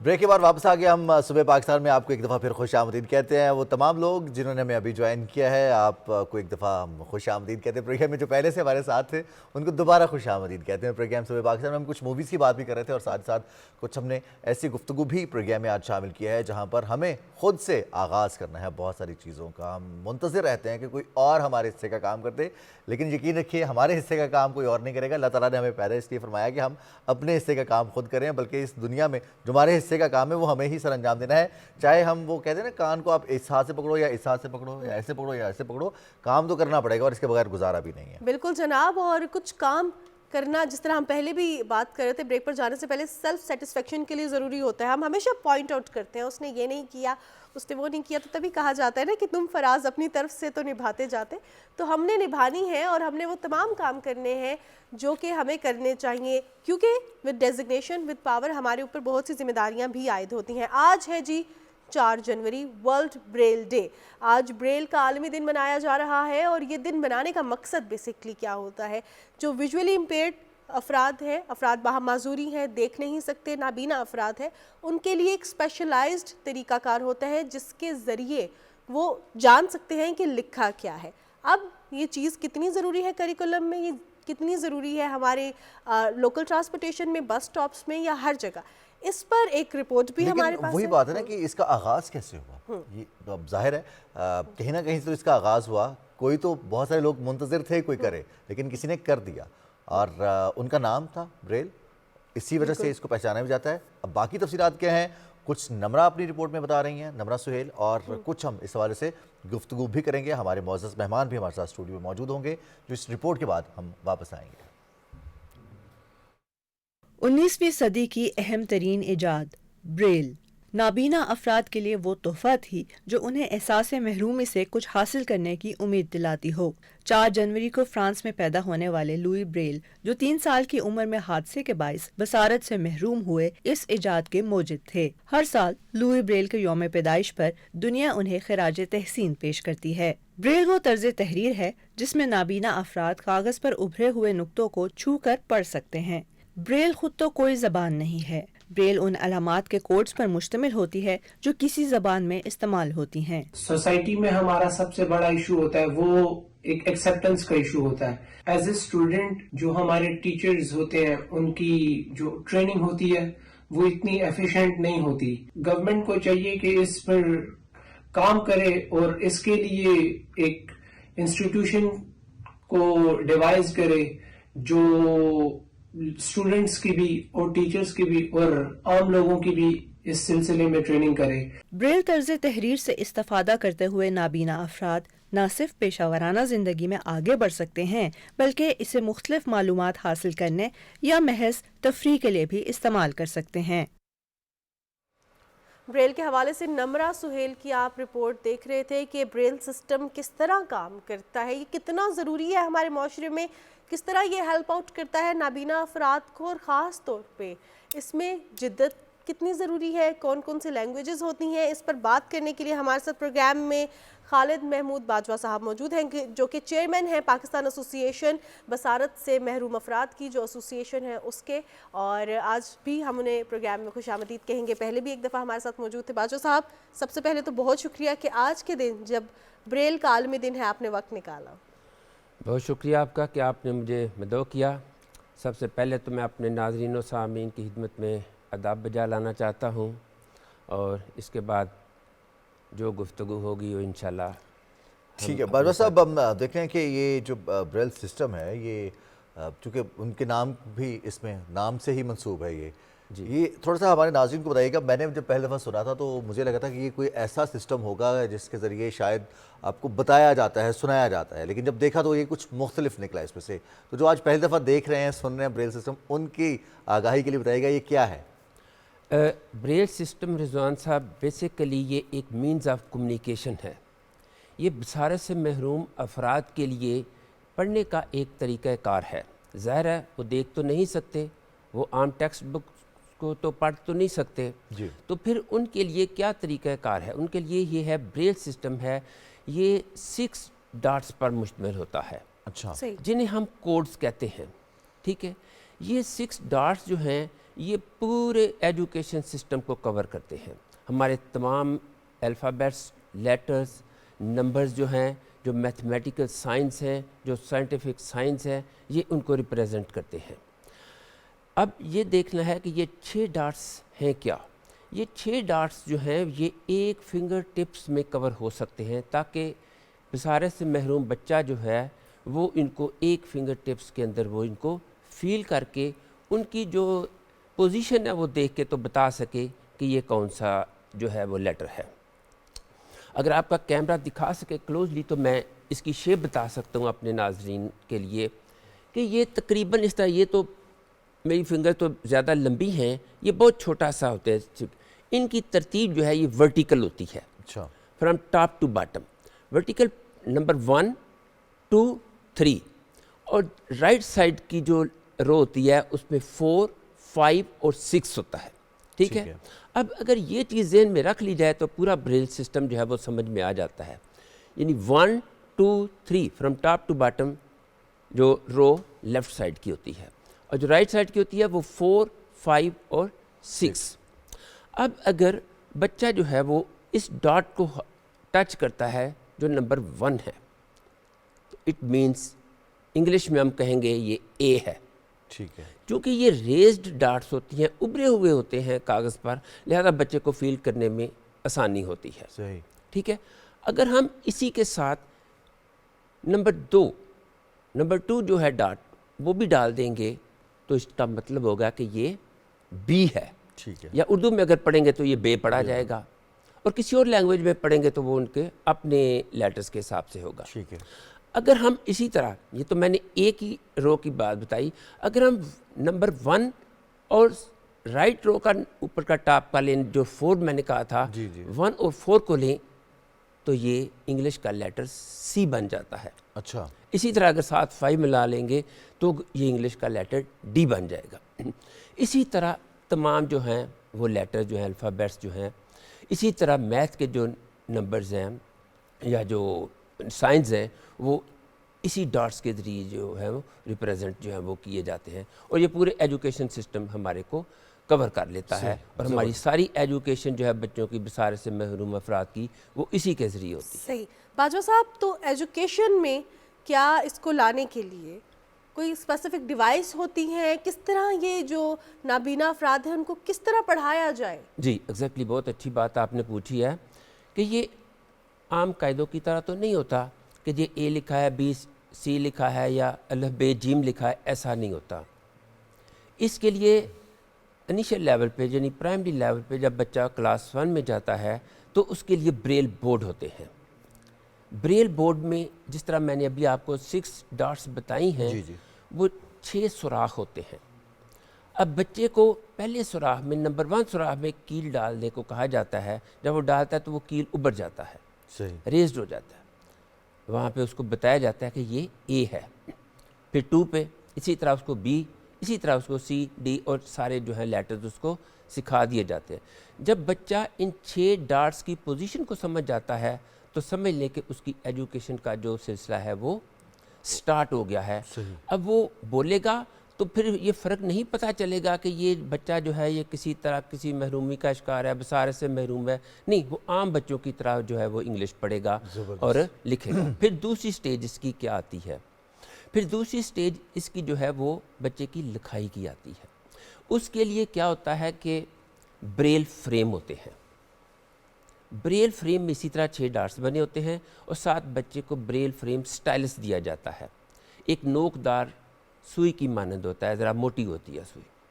وہ بچہ بریل فریم میں بریل پیپر رکھتا ہے. بریل پیپر جو ہے یہ چارٹ پیپر اسے ہم کہتے ہیں، جو عام پیپر سے ذرا زیادہ تھک ہوتا ہے. بچہ اس پن سے اس پیپر کے اندر اس کو یعنی پنچ کرتا ہے. جب اس کو پنچ کرتا ہے تو جس سوراخ پہ وہ پنچ کرے گا وہی ڈاٹ جو ہے وہ ابھر کے باہر آ جائے گا. اور بچے کو فیل ہو جائے گا کہ میں نے کیا لکھا ہے، اے لکھا ہے، بی لکھا ہے، سی لکھا ہے. ظاہر ہے جو اس نے لکھا ہوگا وہی آئے گا. اس کے بعد یہ تو ایک سلو طریقہ کار تھا. اس کے بعد ایک آیا بریل ٹائپ رائٹر جسے ہم کہتے ہیں، بریل پرکن. اس پہ جس طرح عام لوگ ٹائپ رائٹر پہ لکھتے تھے، مینو ٹائپ رائٹر پہ بڑی تیزی سے لکھ لیتے تھے، اس پہ بچہ بڑی تیزی سے اپنا جو ہے وہ جو کچھ بھی لیسن ہے وہ لکھ سکتا ہے. بڑی تیزی سے وہ پیپر جو ہے وہ ٹائپ کرتا ہے، لکھتا جاتا ہے ٹائپ رائٹر سے، اور بچہ جو ہے وہ لکھتا جاتا ہے. پھر میتھ کیسے کرنا ہے بچے نے؟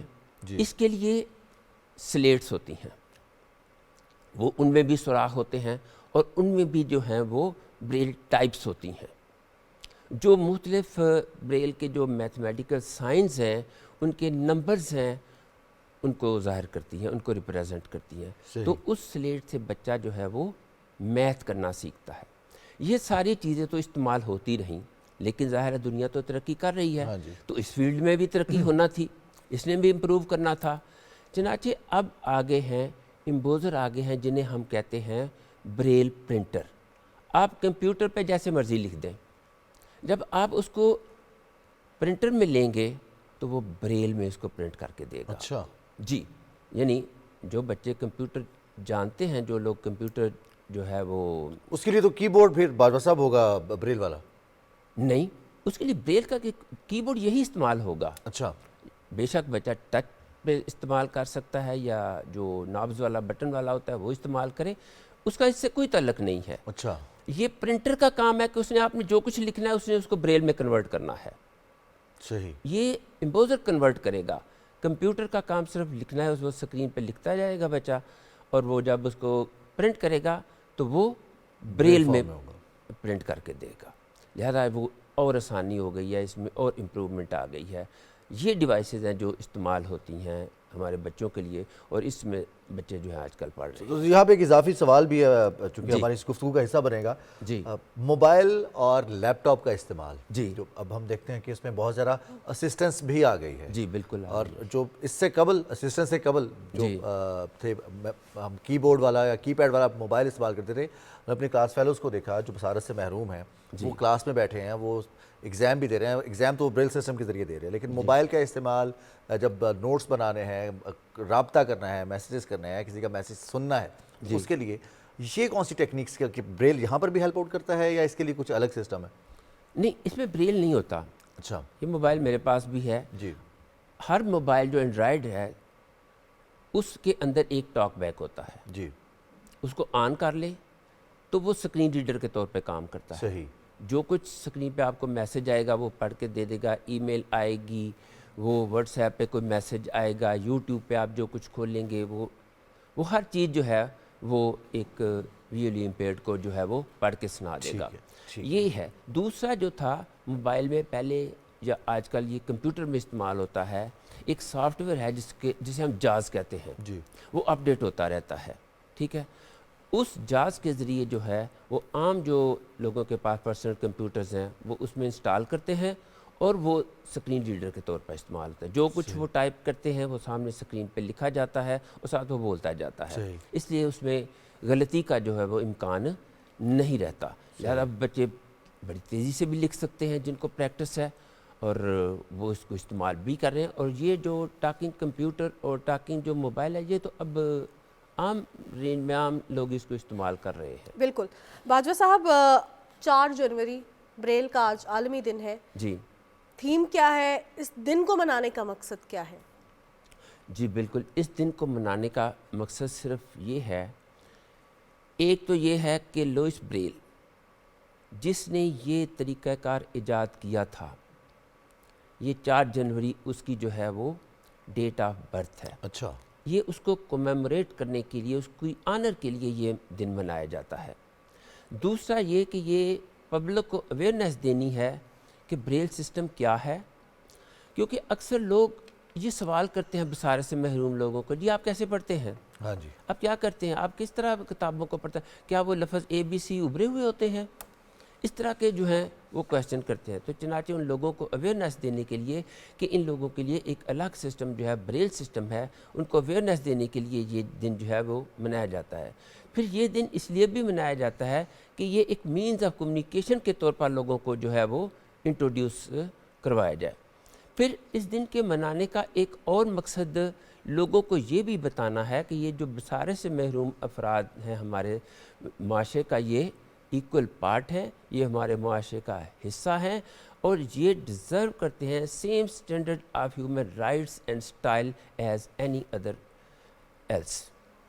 ٹھیک ہے، یہ جو ہے ان کا مقصد یہ ہے۔ جی اچھا باجوہ صاحب، جو چیلنج ہے درسی کتب اور آغاز میں ٹریننگ کی آپ نے بات کی، جیسے ہم کسی بھی بچے کو جو کہ پڑھ سکتا ہے، دیکھ سکتا ہے، اس کو قاعدے سے اس کا آغاز کر دیا جاتا ہے، اس کو الفاظ بول کے بتا دیا جاتا ہے کہ پہچان ہو جاتی ہے، بریل میں بھی ایسے ہی پہچان کروائی جاتی ہے۔ جی بالکل۔ لیکن آپ کو نہیں لگتا کہ اس میں کچھ لمیٹیشنز ہیں؟ درسی کتب دستیاب ہیں بریل میں بچوں کے لیے تعلیم حاصل کرنے کے لیے؟ اور ساتھ یہ بھی بتائیے کہ کتنی زبانوں میں تعلیم حاصل کر سکتے ہیں بریل میں؟ جی بالکل۔ درسی کتابیں جو ہوتی ہیں یہ جن اداروں میں بچے پڑھ رہے ہوتے ہیں وہاں حکومت نے یہ سارا ساز و سامان جو ہے وہ مہیا کیا ہوتا ہے. صحیح. وہاں پہلے بریل پریس ہوتے تھے جن میں یہ کتابیں جو ہیں وہ چھاپی جاتی تھیں. اب یہ میں نے بتایا جس طرح امپوزر آ گئے ہیں, وہ پرنٹر آ گئے ہیں, اس میں پرنٹ کر کے دی جاتی ہیں. یعنی جن سکولوں میں ان بچوں کو اسپیشل ایجوکیشنز کے سکولوں میں بچوں کو یہ تعلیم دی جاتی ہے وہاں یہ ساری سہولتیں بچوں کے لیے جو ہیں وہ موجود ہیں. وہاں بریل کو ڈیل کرنے والے جو اساتذہ ہیں وہ ویل ٹرینڈ ہوتے ہیں, لہذا بچوں کو ہر قسم کی جو ہے وہ کتابیں جو ہیں وہ بچوں کو میسر ہیں. پھر کچھ کتابیں آج کل نیشنل بک فاؤنڈیشن بھی جو ہے وہ چھاپ رہا ہے. صحیح. دوسرا آپ نے پوچھا کہ یہ کن زبانوں میں تھا. جی. یہ بریل ایک سسٹم ہے, یہ ایک کوڈ ہے, یہ ایک ڈاٹس ہے, یہ اپنی کوئی لینگویج نہیں, یہ ریپریزنٹ کرتے ہیں دنیا کی ہر زبان جو ہے وہ ان سے لکھی جا سکتی ہے. صحیح. دنیا کی کوئی ایسی زبان نہیں جو بریل میں نہ لکھی. ظاہر ہے ان کے اپنے لیٹرز ہیں, ان کے اپنے الفابیٹس ہیں, وہ ان کا اپنا طریقہ کار بنا لیکن وہ بھی سارے 6 ڈاٹس کی مدد سے یہی 6 ڈاٹس پورا جی سسٹم یہی چلے گا.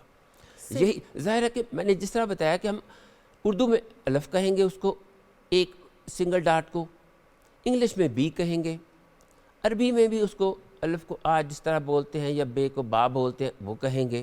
اسی طرح باقی جو لینگویجز ہیں, فرینچ ہے, جرمن ہے, وہ اپنی زبان میں ان کو جو لیٹر لکھیں گے وہ اپنی زبان میں اس کو بولیں گے. لہذا اس میں لینگویج کا کوئی مسئلہ نہیں ہے, یہ ایک سسٹم ہے, یہ کوڈ ہے. یہ تو پھر باجوہ صاحب یہ تو ایسا محسوس ہوتا ہے جیسے ساری زبانوں کو ڈیجیٹل ٹرانسفارم کر دیا گیا ہے کہ آپ کسی بھی ملک چلے جائیں, کسی بھی زبان میں اگر یہ کوڈز موجود ہیں تو آپ کو میسج مل جائے گا, انڈرسٹینڈنگ آپ کی ہو جائے گی, بالکل kind of universal message. Exactly, یہ اصل میں یہ کوڈ ہیں جن کو انفولڈ کیا جا سکتا ہے کسی بھی لینگویج میں. صحیح, صحیح, زبردست زبردست. تو باجوہ صاحب ہم دیکھتے ہیں کہ بہت سارے, جیسے میں نے عرض کیا کہ کچھ کلاس فیلوز ہمارے یونیورسٹی میں تعلیم حاصل کرتے رہے ساتھ, کس حد تک جیسے ہم کہہ رہے ہیں کہ کچھ نہ کچھ رکاوٹیں آ جاتی ہیں, آپ ہر شعبے میں نہیں جا سکتے, یا کچھ اعلیٰ تعلیم حاصل کرنے کے لیے آپ کو زیادہ ایفرٹ کرنا پڑے گا. جی بالکل. بریل کتنا ہیلپ آؤٹ کرتا ہے اعلیٰ تعلیم حاصل کرنے میں نوجوانوں کو, ایسے نوجوان جو دیکھ نہیں سکتے؟ یہ بالکل آپ نے درست بات کی ہے کہ کس حد تک ہیلپ کرتا ہے. بریل جو ہے پرائمری لیول تک تو مکمل طور پر بچے اسی پہ ڈیپینڈ کرتا ہے, اور اسے کرنا بھی چاہیے. اس کے بعد فلاں کلاس 6 to 10 تک بھی وہ بریل میں کام کر سکتا ہے, لیکن اکثر بچے بریل کے ساتھ ساتھ آج کل دوسری ڈیوائسز استعمال کر رہے ہیں. جس طرح پہلے میں نے آپ کو بتایا کہ آہستہ آہستہ اس میں بھی امپرومنٹ ہو رہی ہے. پہلے کیسٹ ریکارڈر ہوتے تھے, وہ استعمال ہوتے تھے, پھر CD DVDs آئیں, پھر اب USB اور کمپیوٹر ہے وہ بھی استعمال ہو جاتا ہے آڈیو بکس کے لیے, آڈیو بکس کے لیے. پھر آج کل جو ہے وہ ایک سافٹ ویئر ہے کمپیوٹر میں ریڈنگ بکس کا, کہ وہ آپ کو پوری کتاب پڑھ کے سنا دیتا ہے.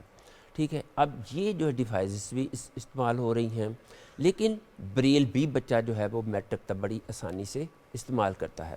باقی رہا ہائر کلاسز کا, ہائر کلاسز میں ظاہر ہے کہ اتنی بڑی بڑی کتابیں جو ہیں وہ بریل میں ٹچ کر کے پڑھنا تو ذرا کافی مشکل لگتا ہے, اتنا نہیں ہو سکتا.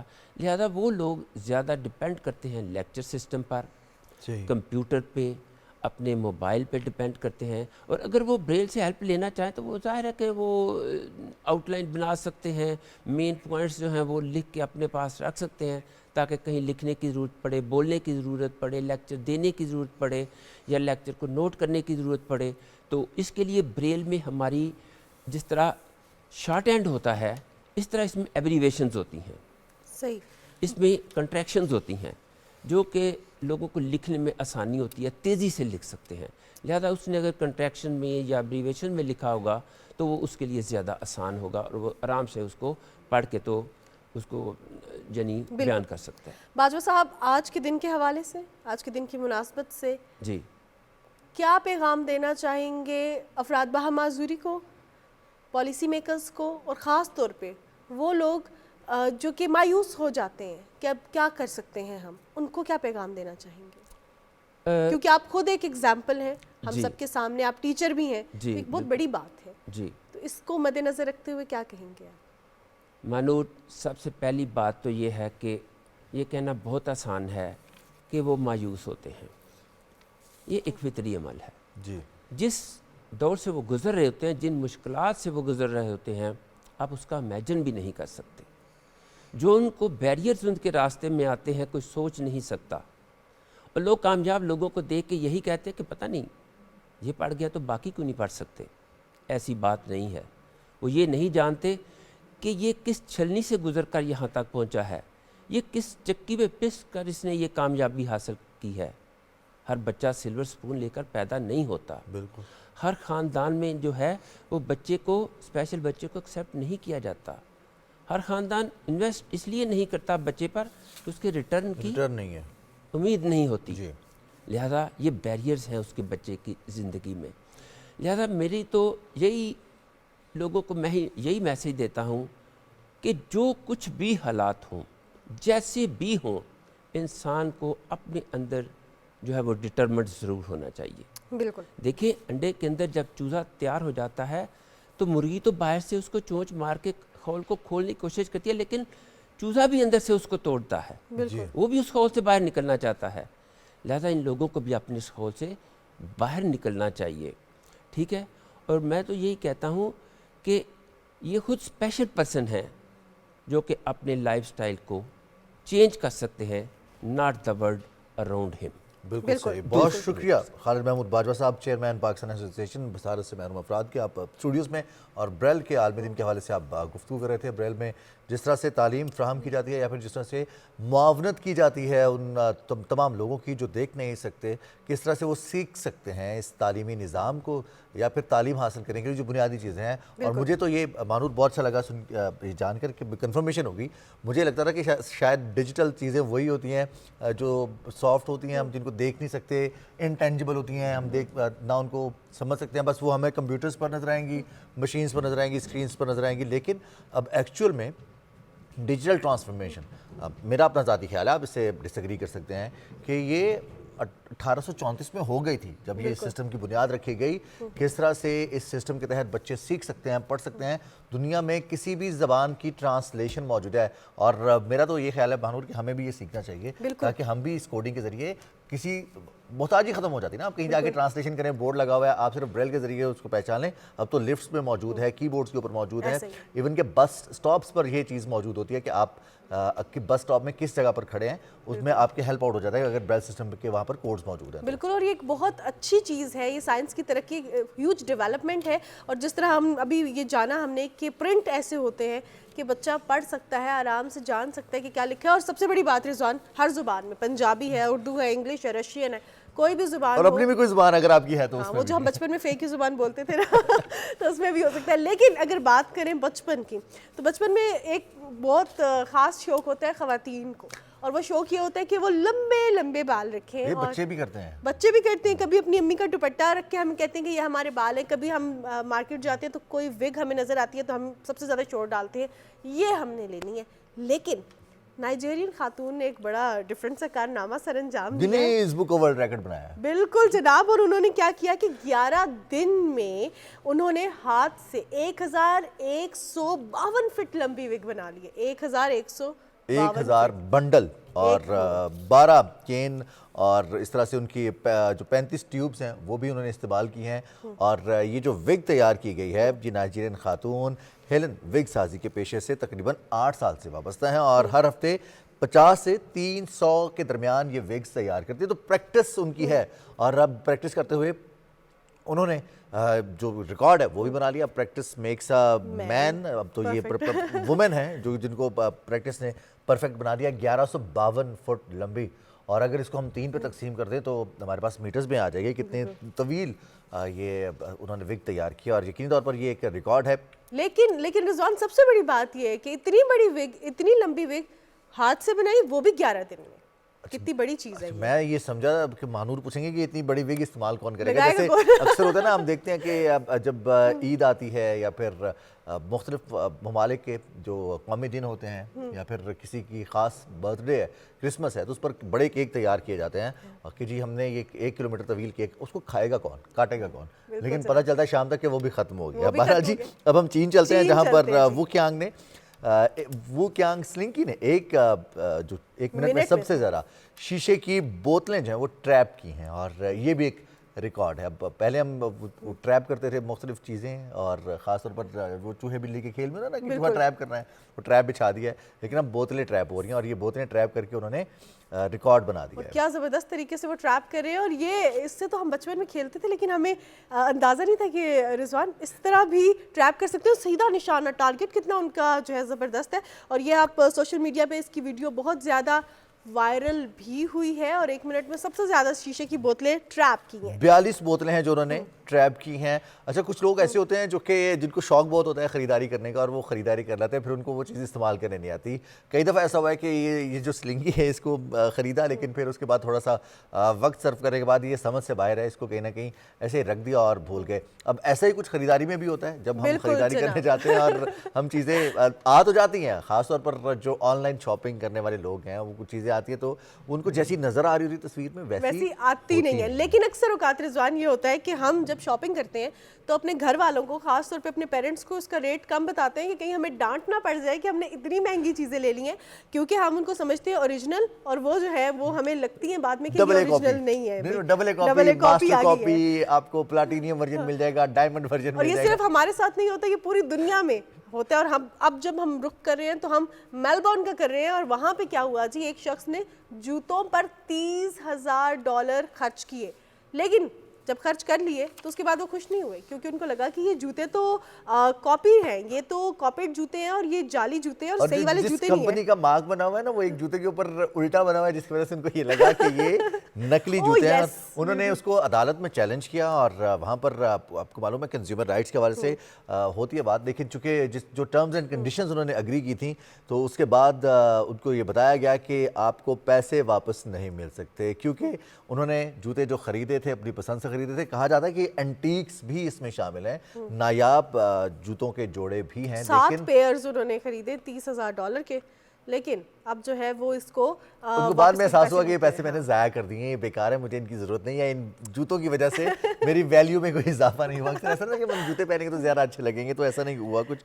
اب ہم بڑھتے ہیں برطانیہ, اور برطانیہ میں 6 اور 7ویں صدی کی پراسرار سیمیٹری دریافت ہوئی ہے, اور اس حوالے سے بتایا جا رہا ہے ماہرین آثار قدیمہ کی جانب سے. آثار قدیمہ ہوتا ہے, آثار قدیمہ کے جو ماہرین ہیں, اچھا وہ اکیڈمیہ ہوتا ہے. یہ سیمنٹری جو ہے, ایک تو سیمنٹری وہ تو ویسے بھی پراسرار ہوتی ہے رضوان, لیکن جو 6 یا 7ویں صدی کی سیمنٹری ہوگی وہ کتنی پراسرار ہوگی. اسکرین پر آپ دیکھیں, آپ کو اسکیلیٹن بھی نظر آ رہا ہے, یہ اس کا جو ہے اسکل نظر آ رہا تھا, تو یہ اس پر ابھی ریسرچ جاری ہے, اور یہ دریافت یہ ہوا ہے کہ یہ ابھی یا تو 6 یا 7 جو ہے وہ صدی کی ہے, 6 یا 7ویں صدی کی 500 کچھ سال یا 600 کچھ سال میں یہ دریافت ہوئی ہے, اور بتایا جا رہا ہے کہ یہ کارڈف کے رن وے کے قریب دریافت ہوئی ہے. لیکن اس کے ساتھ ساتھ یہاں پہ صرف ہمیں تو اسکیلیٹن نظر آ رہے ہیں, لیکن بہت سے قیمتی نوادرات بھی دریافت ہوئے ہیں. اور آثار قدیمہ میں یہ اچھی بات ہے کہ جب وہ آثار قدیمہ کے باہرین ہیں, جب وہ کہیں پر کچھ دریافت کرنے جاتے ہیں,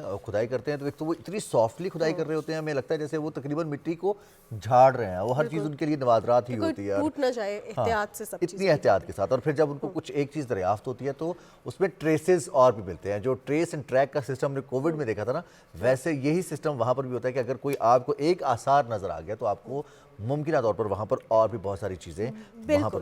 اچھا, جیسے رضوان ہم احتیاط کے بارے میں جب بھی بات کرتے ہیں, اپنے لیے احتیاط کرنا کتنا ضروری ہے. کہیں ہم نیگیٹو تو نہیں ہو رہے, کہیں ہم پیسمسٹ تو نہیں ہو رہے چیزوں کو لے کے, کہیں ہم مایوس تو نہیں ہو رہے. یہ دوسروں سے پوچھنا چاہیے اپنے بارے میں. یہ کبھی کبھی ہمیں ہماری باتوں سے نہیں لگتا, جب ہم دوستوں سے بات کرتے ہیں مزہ نہیں آ رہا, کہتے ہیں مزہ کیوں نہیں آ رہا, یا ہم سم ٹائمز رضوان نیگیٹو ہونا شروع ہو جاتے ہیں, یا سم ٹائمز ہم جو ہمارے پاس اللہ تعالیٰ کی نعمتیں ہیں ان پہ فوکس نہیں کرتے, بلکہ جو نہیں ہے سیلف ڈاؤٹ بھی ہوتا ہے ہمیں. اکثر ہم نے لوگوں کو کہتے سنے یوگا کریں, ختم ہو جائے گا, میڈیٹیشن سے ختم ہو جائے گا, ہماری جو نماز ہے یہ بھی میڈیٹیشن. اور بہت سارے لوگ اس کا مذاق بھی اڑاتے ہیں, جو لوگ یوگا کرتے ہیں, کہ یہ کس طرح کی ورزش ہے, اس سے کیا ہوتا ہے, اب سکون سے بیٹھ جاؤ اور آپ فوکس کرو. اب وہ کہتے ہیں ہم تو 1 منٹ کے لیے آنکھ بند کریں تو ہم سیدھا سوچ نہیں سکتے, ہمیں تو فوراً فیل ہونا شروع ہوتا ہے کہ ہمارے آس پاس کوئی نہ کوئی موجود ہے, یا ہم سو جاتے ہیں, ایسے بھی ہوتا ہے کہ آنکھ بند کی اور سو گئے. یوگا کیا ہے, اور اس حوالے سے ہم بات کریں گے یوگا کے حوالے سے بھی, اور یوگا ضروری ہے یا نہیں ضروری, اس کے فوائد ہیں یا نہیں ہیں, صرف باتیں بنی ہوئی ہیں. ایکچوئل میں चूँकि जो करता है या फिर जो गाइड करता है वही बेहतर बता सकते हैं ना। ऐसे तो हम भी किसी भी चीज़ के बारे में बता दें कि नहीं जी आपको ये दवाई नहीं खानी चाहिए, फिर आप हमारी बात मान लेंगे, नहीं मानेंगे ना। तो इसीलिए हमने प्रोग्राम में आज गेस्ट बुलाए हैं जो कि हमारे साथ मौजूद हैं। बासित अमीन साहब स्टूडियोज़ में, अस्सलाम वालेकुम। वालेकुम अस्सलाम। बासित साहब, योगा कितना ज़रूरी है हर फर्द के लिए, चाहे वो घर में है, चाहे वो जॉब कर रहा है, चाहे वो स्टूडेंट है? तो पहले ये ना पूछना योगा है क्या? योगा वैसे होता क्या? हमें वो जो नजर आता है यूं आंखें बंद करके बैठना, क्या ये यही योगा है? इसके अलावा भी जी योगा का एक हिस्सा है।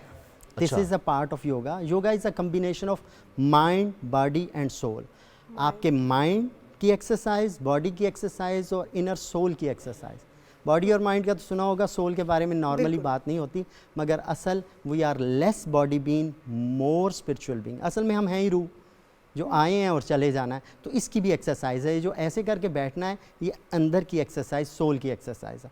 आप अक्सर जगह कहते हैं मैं काम कर रहा हूँ, मज़ा नहीं आ रहा, मज़ा नहीं आ रहा, अंदर से आप मुतमईन नहीं है काम के, तो आप थोड़ा सा करेंगे और आप मूव कर जाते हैं। तो इनर सेटिस्फैक्शन के लिए सोल की एक्सरसाइज मेडिटेशन, माइंड के लिए ब्रीदिंग एक्सरसाइज और बॉडी के लिए स्ट्रेचिंग एक्सरसाइज। इन मेन 3 पार्ट हैं, इन तीनों की एक्सरसाइज का नाम योगा है। और योगा का लफ्ज़ी मतलब है जोड़ना, मिलाना। तो जब हम अंदर अपने आप को, माइंड बॉडी सोल को जोड़ते हैं तो हम कंप्लीट पर्सनैलिटी बनते हैं, सुपर नॉर्मल हो जाते हैं, जीनियस से भी एक स्टेप आगे जाते हैं, नॉर्मल से भी एक स्टेप आगे आते हैं। तो अगर हम इन तीनों पे काम करें तो हर इंसान को ज़रूरत है, और हर इंसान एक मुख्तलिफ अंदाज से अगर करे तो रिज़ल्ट आता है। तो क्या ख़ास अंदाज में फर्श पर बैठना या मैट पर बैठना देखिए ज़रूरी है? 3 स्टेजेस हैं, गुड, बेटर, बेस्ट। बेस्ट तो है ख़ास अंदाज, ख़ास टाइम, ख़ास ड्रेस, ख़ास मुकाम। गुड है कि आप नॉर्मल ड्रेस हो, किसी भी टाइम करें।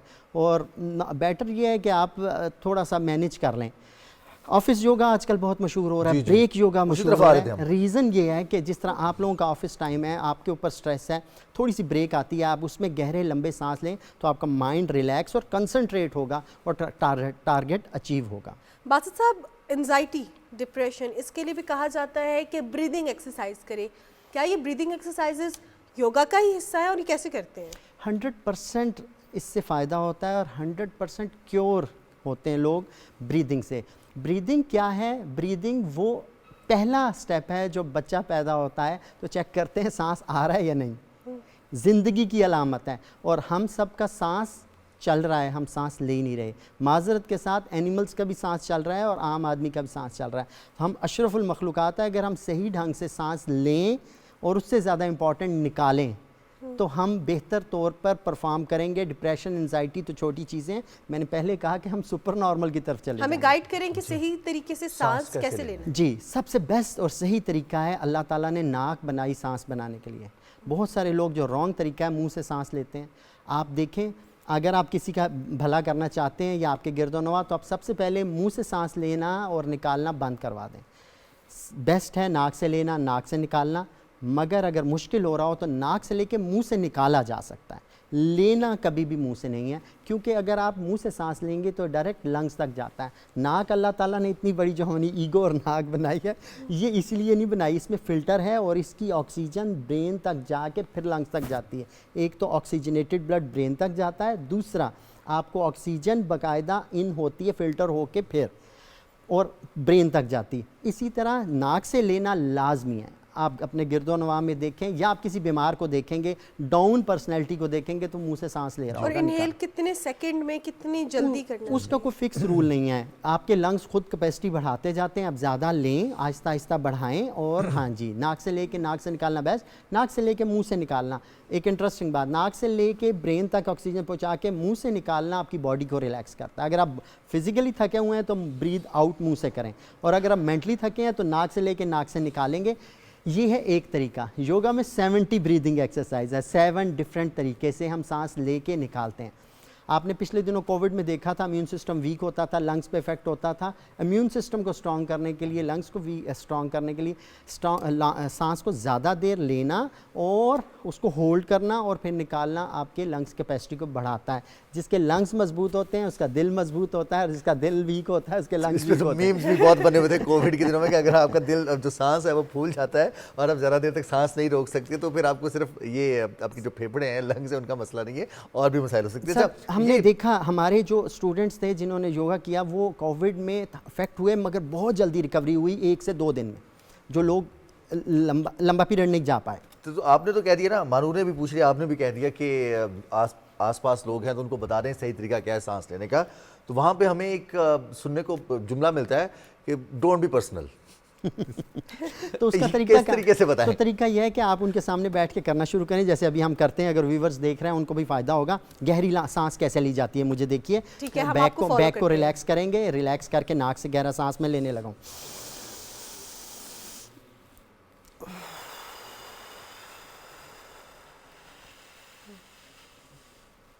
ब्लो आउट, ऐसे ब्लो आउट करें। मैं इसका आसान तरीका बताता हूँ, चूँकि लोग योगा में इन होना ये समझ नहीं आती। तो आप इमेजिन करें आपके हाथ में एक बहुत प्यारा फूल है, आप उसको स्मेल कर रहे हैं, लंबी स्मेल करनी है। स्मेल कीजिए और अब फूंक मार के इसकी पेटल उड़ा दीजिए और पेटल दूर उड़ते हुए जा रहे हैं। ये करना एंजाइटी और डिप्रेशन को दूर करता है। आप इमेजिन करें पेटल दूर जा रहे हैं, आपके स्ट्रेस दूर जा रहे हैं, आपकी टेंशन दूर जा रही है, आपके फाइनेंशियल मसाइल दूर जा रहे हैं, कहीं पेन है, कोई बीमारी है, कोई प्रॉब्लम है, तो वो एक एक पेटल को दूर जाता देखें। और हिप्नोसिस में इसको किया जाता है कि वो चली गई है, तो आपको वाकई माइंड में मैसेज आता है इट्स ओके, वो वाला मसला हल हो गया। तो ये एक छोटी सी टेक्निक मैंने आपसे शेयर की। इमेजिन करना हमें आसान लगता है, एक्चुअलाइजेशन डिफरेंट और टफ होती है। फिर से एक दफ़ा करें, फूल को पकड़िए सर, रिजवान साहब एक फूल पकड़िए और लंबी सी स्मेल लें और मुस्कुराते हुए और पेटल को फूंक मार दें, लंबी फूंक और चेहरे पे स्माइल। देखिए स्माइल आ गया। वाह जी वाह, क्या बात है। अच्छा, ब्लो आउट एक्सरसाइज या इसको हम एक्सट्रीम एब्डोमिनल ब्रीदिंग पे कहते हैं। अगर मजीद अगले स्टेप इसी पे जाएं तो पेट की मदद से आप सांस लें तो एब्डोमिनल ब्रीदिंग होगी, जो डीप लेवल से स्ट्रेस को निकालता है, डीप लेवल से डिप्रेशन। क्योंकि रीज़न ये है कि हम नीचे चीज़ें दबाते हैं, मेरी खैर है, खैर है, खैर है, खैर। तो लोअर एब्डोमिनल, लोअर हिस्से में फियर और गिल्ट फंस जाते हैं, तो वो निकालने के लिए हमें एब्डोमिनल ब्रीदिंग करनी है सर। अच्छा बासित साहब, अभी जो चैलेंज है, हमें ब्रेक मिलता है 5 मिनट का या 10 मिनट का, दफ्तर में जिसको ब्रेक मिलता है, सबसे पहले ये जो डिवाइस है ये हाथ में आती है, हम बाकी सब चीज़ें भूल जाते हैं। हम सोशल मीडिया पर देख लें फ़ौरन से पहले क्या चल रहा है, हमने जो लास्ट पोस्ट की थी उस पर कितने लाइक्स आ गए, कितने कमेंट्स आ गए हैं, या फिर किसी और ने क्या पोस्ट कर दिया, नया ट्रेंड क्या आ गया है, नया हैशटैग क्या चल रहा है, कि इससे जान छुड़ाने में मददगार है योगा? सर जबकि मैंने कहा माइंड में आप सुपर नॉर्मल होंगे, जब आपका माइंड रिलैक्स होगा तो आपको अवेयरनेस होगी क्या करना है। हम जाते हुए भी फंसे हैं, एडिक्शन है, हम फंसे हुए हैं, मुझे पता है मुझे काम करना है, हम फंस जाते हैं। तो ये जब क्लियर होगा, सेंटर होगा तो काम आता है। आप इसमें एक टेक्निक ले लें, मोबाइल ले के साथ ब्रीदिंग शुरू कर दें। आप यकीन माने बहुत जल्दी आप मोबाइल हाथ से छोड़ देंगे, जल्दी से काम का काम करेंगे, एक्स्ट्रा चीज़ों पे नहीं जाएंगे। वो तो देखें ना, मार्केटिंग है, आपको कैप्चर करते हैं, आपकी अब तो आइए आ गया, आपके जो बातें हम कर रहे हैं वो उसी अंदाज से आपको चीज़ देंगे, वो आपको ग्रैब करते जा रहे हैं। तो हमने क्या करना है, हमने एडिक्ट नहीं होना, हमने फंसना नहीं है, हमने क्या करना है, हमने अपने आप को सेंटर रखना है। बिल्कुल। अच्छा, आपने कहा right time, right place, right dress best है, ज़रूरी नहीं है। लेकिन वो होता क्या है, राइट ड्रेस क्या है, जगह कौन सी होनी चाहिए, सही टाइम क्या है? देखिए ये तो नेचुरल है, ब्रीदिंग करनी है, स्ट्रेचिंग करनी है। आपका अर्ली मॉर्निंग, सुबह सुबह खाली पेट, सब आपने सुना है, अगर खाली पेट बिल्कुल, और सुबह अर्ली मॉर्निंग और ओपन एयर हो। अभी सर्दी ज़्यादा है तो आप इंडोर कर सकते हैं, वैसे ओपन एयर हो तो बेस्ट है, पौधों के करीब हो और अच्छा है। और ड्रेस लूज़ होना चाहिए स्ट्रेचिंग करते हुए, जैसे अभी हमने पैंट और कोट पहना हुआ नहीं। मगर चूँकि आप ऑफिस में हैं तो हम ऑफिस योगा की स्ट्रेचिंग कोट वगैरह में भी कर लेते हैं। आप कोट उतार दें, हल्का सा कर दें, स्ट्रेचिंग करनी ज़रूरी है। अब आप कह रहे हैं कि बॉडी में पेन हो रहा है तो ब्रेन कैसे रिलैक्स होगा, तो इसलिए पहले आपको कहा कि बॉडी की थोड़ी सी स्ट्रेचिंग, माइंड की के लिए ब्रीदिंग, और थोड़ी देर रुक के अपने अंदर को तवज्जो करना। इसमें बहुत सारी मेडिटेशन है, इस्लामी भी है, इस्लाम से दूसरी तरफ भी है, नेचुरल भी है, न्यूट्रल भी है। तो अभी मैं भाई से जिक्र कर रहा था रास्ते में कि हमारे दीन में मेडिटेशन का बहुत किरदार है, मगर इसको प्रमोट नहीं किया जाता। आपके हर साल बहुत सारे लोग मेडिटेशन में बैठते हैं, मगर हमें कभी डिस्कस नहीं किया गया। कहाँ? इत्तिकाफ में 10 दिन बहुत सारी जायज़ चीज़ें मज़ीद छोड़ दी जाती हैं। पहले 30 दिन रोज़ों में जायज़ चीज़ें छोड़ते, जायज़ भी छोड़ रहे हैं, हाँ। क्योंकि थोड़ा सा हम रिफ़्रेश हो जाएं। जायज़, अब ये मोबाइल नाजायज़ नहीं है, जायज़ है, हराम नहीं है, मगर इसने हमें ग्रैब किया हुआ है। तो हमें क्या करना है, हमें अपनी बहुत सारी चीज़ों से थोड़ा डिस्कनेक्ट रिचार्ज करने के लिए। रिचार्ज एज से आगाज़ करना चाहिए स्टेज? एज कौन सी एज से? 5 साल 6 साल जहाँ अवेयरनेस आए, स्ट्रेचिंग कराएं। आपने देखा हो बाहर के ममालिक में स्विमिंग को 3 साल 4 साल से बच्चे को कराते हैं, स्ट्रेचिंग है। वहीं से तनाव को आने ही ना दें। बॉडी में जहाँ जहाँ स्ट्रेस तनाव बैठना शुरू होता है वो स्टिफ होना शुरू होता है, माइंड सेट बनने शुरू होते हैं। माइंड सेट से निकलना है, ब्लॉकेज से निकलना है। तो हम शुरू से ही बच्चों को ही स्कूल में, अगर बहुत सारे बीकन हाउस के स्कूल में, बहुत सारे और मैं नाम नहीं लेना चाहूँगा, स्कूल में पीटी जो हमारी बेसिक कंसेप्ट था वो यही था, फिजिकल ट्रेनिंग यही थी। बॉडी मूव की, صبح صبح آپ کو صبح کا ٹائم آپ کو کیا اور دین فریش ہو. ریسیس میں بھی کچھ بیچ میں کچھ ایکٹیویٹیز رکھی جاتی ہیں, مارشل آرٹ کیا جاتا ہے. ریزن یہ ہے کہ ینگ ایج سے, اسکول ایج سے, جب 5 سال 4 سال میں بچہ اسکول جا رہا ہے, بیسٹ ہے. اور ہمارے اگر سیشن میں, سوری بات کاٹی, 60 70 80 90 پلس لوگ ہیں اور اتنے خوش اور مزے میں اور فل باڈی کام کر رہے ہیں, آپ حیران رہ جائیں گے. ہاں جی, ہمارا یہاں پہ سینٹر ہے, آپ صبح صبح آئیں, ارلی مارننگ. بزرگ جن کو زیادہ وہ بزرگ ہیں جو ڈاکٹر نے کہا بابا جی ہوں بس کچھ نہیں ہو سکتا, اب آپ دوائیوں ہی پہ رہیں گے اور آپ نے نماز بھی نہیں پڑھنی, آپ نے جھکنا بھی نہیں ہے, ہلنا بھی نہیں. وہ آئے اور انہوں نے اپنی باڈی کو ریکور کیا اور الحمدللہ 100% ریکوری. باسط صاحب, ہم لوگ آفس میں بیٹھ کے یوگا کس طرح کر سکتے ہیں؟ دیکھیں ابھی آپ جس پوسچر میں ہیں, آپ جو ہی بریک آتی ہے تو سب سے پہلے آپ کی اسپائن ہے. آپ کوشش یہ کیجئے کہ ابھی تو آپ کو زور لگا کمر سیدھی کرنی پڑی ہے, آپ ہیبٹ بنا لیں کہ اسپائن کو ہمیشہ سیدھا رکھنا ہے. ٹیک کریں, ریلیکس کریں, آگے کی طرف جھکنے والے پوسچر سے اوائڈ کیجئے, کمر کو سیدھا کرنے والے پوسچر کریں. آگے جھکنا آپ کی بیک کو خراب کرتا ہے, سروائیکل کے ایشو آتے ہیں, فروزن شولڈر آتا ہے. تو میں ایک سمپل سی ایکسرسائز بتا دوں جو کہ آپ آفس ٹائم میں کر سکتے ہیں. کیٹ اینڈ کاؤ, ایک بلی ہے, اللہ تعالیٰ نے اس کو یہ کوالٹی دی کہ وہ انگڑائی لیتی ہے. انگڑائیاں ہیں زیادہ تر یوگا میں, مختلف اینیمل سے اسٹریچنگ لی گئی. تو سیٹڈ کیٹ اینڈ کاؤ ہم کر سکتے ہیں. ویسے تو کیٹ اینڈ کاؤ میٹ پہ کیا جاتا ہے, سیٹڈ کیٹ اینڈ کاؤ کیسے ہے یہ آپ جو ہی بریک ہو آپ کر سکتے ہیں. مجھے دیکھیے میں ہمپ نکالوں گا اور اپنے آپ کو ایسے چن کو سینے کے ساتھ نکال کے ایسے, اور اب یہ کاؤ پوز ہے, میں نے چیسٹ باہر نکالی, شولڈر پیچھے کیا, گردن پیچھے کی. اس کو سانس کے ساتھ کیا جب بہت اچھا. انہیل کرتے ہوئے یہ دیکھیے اور ایکزیل کرتے ہوئے 3 سے 4 دفعہ یہ کرنا. آپ کے کیمرہ مین, آپ کی ٹیم اور آپ کو ریلیکس کرے گا. کیوں کہ اسپائنل کارڈ ہی پورا سٹرکچر ہے ہمارا جو سروائیکل اپر باڈی سے لوور باڈی کو جوڑتا ہے. جی بس ہمارے پروڈیوسر کے لیے بھی بتائیے. بریدنگ, چونکہ وہ موومنٹ نہیں کرتے, انہیں اب وہ ہولڈ کریں گے گہرے سانس میں. پھر کہہ رہا ہوں اس کے بارے میں تو ہم نے بات نہیں کی. گہرا سانس کیا ہے, آکسیجن جاتی ہے, آکسیجنیٹڈ بلڈ جاتا ہے. جس حصے میں پراپر بلڈ کی سرکولیشن ہوتا ہے وہ ہیلدی ہیپی ہو جاتا ہے. جہاں پہ نہیں بلڈ جا رہا وہ انہیلدی ہے. ایک اور چیز لوور بیک کے لیے بتا دوں, آفس کے لیے نارملی آپ نے پوسچر دیکھا ہوگا, تو اس طرح بیٹھ کے اس کو یہاں پریس کریں تو سیٹیکا نرو, لوور بیک کے پین اور یہ تھائی کی اسٹریچنگ ہو رہی ہے. تو آپ اس طرح آرام سے بیٹھ کے پین اپنے ورک ٹائم کے دوران بھی یہ اس طرح اسٹریچ کرنا آپ کو ہیلپ کر سکتا ہے. پلس یہ اینکل کی کو گھمانا یہ آپ کو آرام دے سکتا ہے. یہ سمپل ایکسرسائز ہے. دیکھیں میں جب جو ہی پریس کر رہا ہوں تو میری لوور بیک تک مجھے اسٹریچنگ مل رہی ہے. بیک کے بہت ایشوز ہیں کیونکہ بیک کی اسٹریچنگ نہیں ہے, اور بیک ہی آپ کی کہتے ہیں نا ریڑھ کی ہڈی بڑا اہم کردار کرتی ہے کسی بھی معاملے میں. اسی طرح آپ کی ریڑھ کی ہڈی آپ کے پوری پرسنالٹی پہ افیکٹ کرتی ہے. لیکن جس طرح آپ نے شیٹیکا پین کا کہا, اس کے بارے میں اکثر لوگ کہتے ہیں کہ یہ مینیج نہیں ہوتی, دوبارہ ہو جاتی ہے, تو کیا ایکسرسائز سے ہم مینیج کریں گے؟ اگر بیک اسٹف رہے گی تو مینیج نہیں ہوتی. آپ نے میڈیسن کھائی, تھوڑی سی تھیراپی کروا لی, تو اگر آپ بیک کو فلیکسیبل رکھیں گے تو 100% کیور ہے. ایسے کئی اسٹوڈنٹ ہیں, ابھی میرے پاس ابھی رابطہ ہوا, میرے اسٹوڈنٹ ہیں, ان کی مسز کا ایشو آیا سٹریس کی وجہ سے. ان کی L4 L5 میں مسئلہ اور سروائیکل میں, یعنی 4 موروں میں پرابلم آ گیا. آپ یقین مانیں آن لائن انہوں نے کلاس لی, ود ان 4 days درد ٹھیک ہو گیا اور ابھی تک ٹھیک ہے, مگر وہ ایکسرسائز کر رہی ہیں. MRI میں اور اسکین میں مورے ڈسک ہلی ہوئی ہیں, مگر 4 دن میں درد دور ہو گیا. اگر وہ ان مسلس کو فلیکسیبل اور ریلیکس کر لیں گی اور ریلیکس رہیں گی تو ہیلدی, ہمیشہ کے لیے ہیلدی انشاءاللہ. صاحب اسٹفنس کا سب سے زیادہ ایشو تو ان لوگوں کو ہوتا ہے جو ویل چیئر پر ہیں, مجبوری وہ ویل چیئر پر ہیں, ان کے لیے کیا سر؟ ان کے لیے تو ہم یہی کہیں گے اسٹریچنگ. جس حصے میں پرابلم ہے, ہم نے ایسا دیکھا ہے جو لوگ ویل چیئر پہ ہیں اگر وہ مینٹلی اور فزیکلی اپنے آپ کو موو کریں تو وہ ویل چیئر سے اٹھ جاتے ہیں. کیونکہ دیکھیں گیم مائنڈ کیا ہے.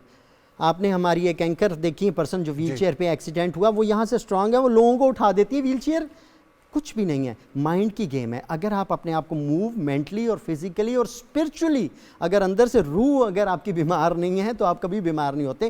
اس کے لیے میڈیٹیشن ہے, اور میں نے جیسے کہا کہ ہمارے دین میں بڑا اہم کردار ہے. اور ایک اور میڈیٹیشن جو ہمارے پیارے نبی حضرت محمد مصطفیٰ صلی اللہ علیہ وآلہ وسلم کرتے رہے غار حرا میں.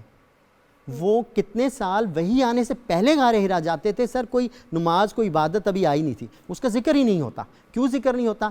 ہمیں چھپایا گیا, بتایا نہیں جاتا.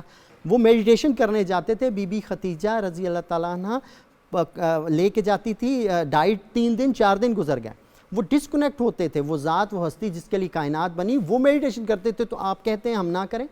اور یہ ہائی لائٹ ہی نہیں کیا جاتا. یوگا نے اس کو آرگنائز کر کے لوگوں تک پھیلایا اور ہماری چیزیں تھیں اور ہم نے اس کو نہیں. نماز میں رکوع والا پوز لوور بیک اور لیگس کے لیے اتنا پیارا پوز ہے. سجدے میں جائیں وہی پوزز ہمارے یوگا میں آئے. وہ سجدے میں تو بھی ریسرچ بھی ہے کہ آپ کا جو برین کا فلوئڈ ہے وہ اس کی ایکسرسائز ہوتی ہے, برین مساج ہوتا ہے آپ کا. اور سب سے بڑی آپ کی ایگو اور آپ کا ناک ایگو زمین پہ جاتی ہے اور آپ اپنی میں اور ایگو سے نکل کے اس ذات کے آگے پیش ہوتے ہیں. تو ریئل یہ ہے کہ ہم نے سیکھنا ہے سر, کہ جہاں سے بھی ہمیں کچھ بالکل. Basit Amin sahab, at the end of the program کوئی شارٹ سا پیغام دینا چاہیں گے ہمارے ویورز کے لیے؟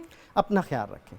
جب آپ سے سب سے زیادہ امپورٹنٹ اس دنیا میں کوئی نہیں ہے.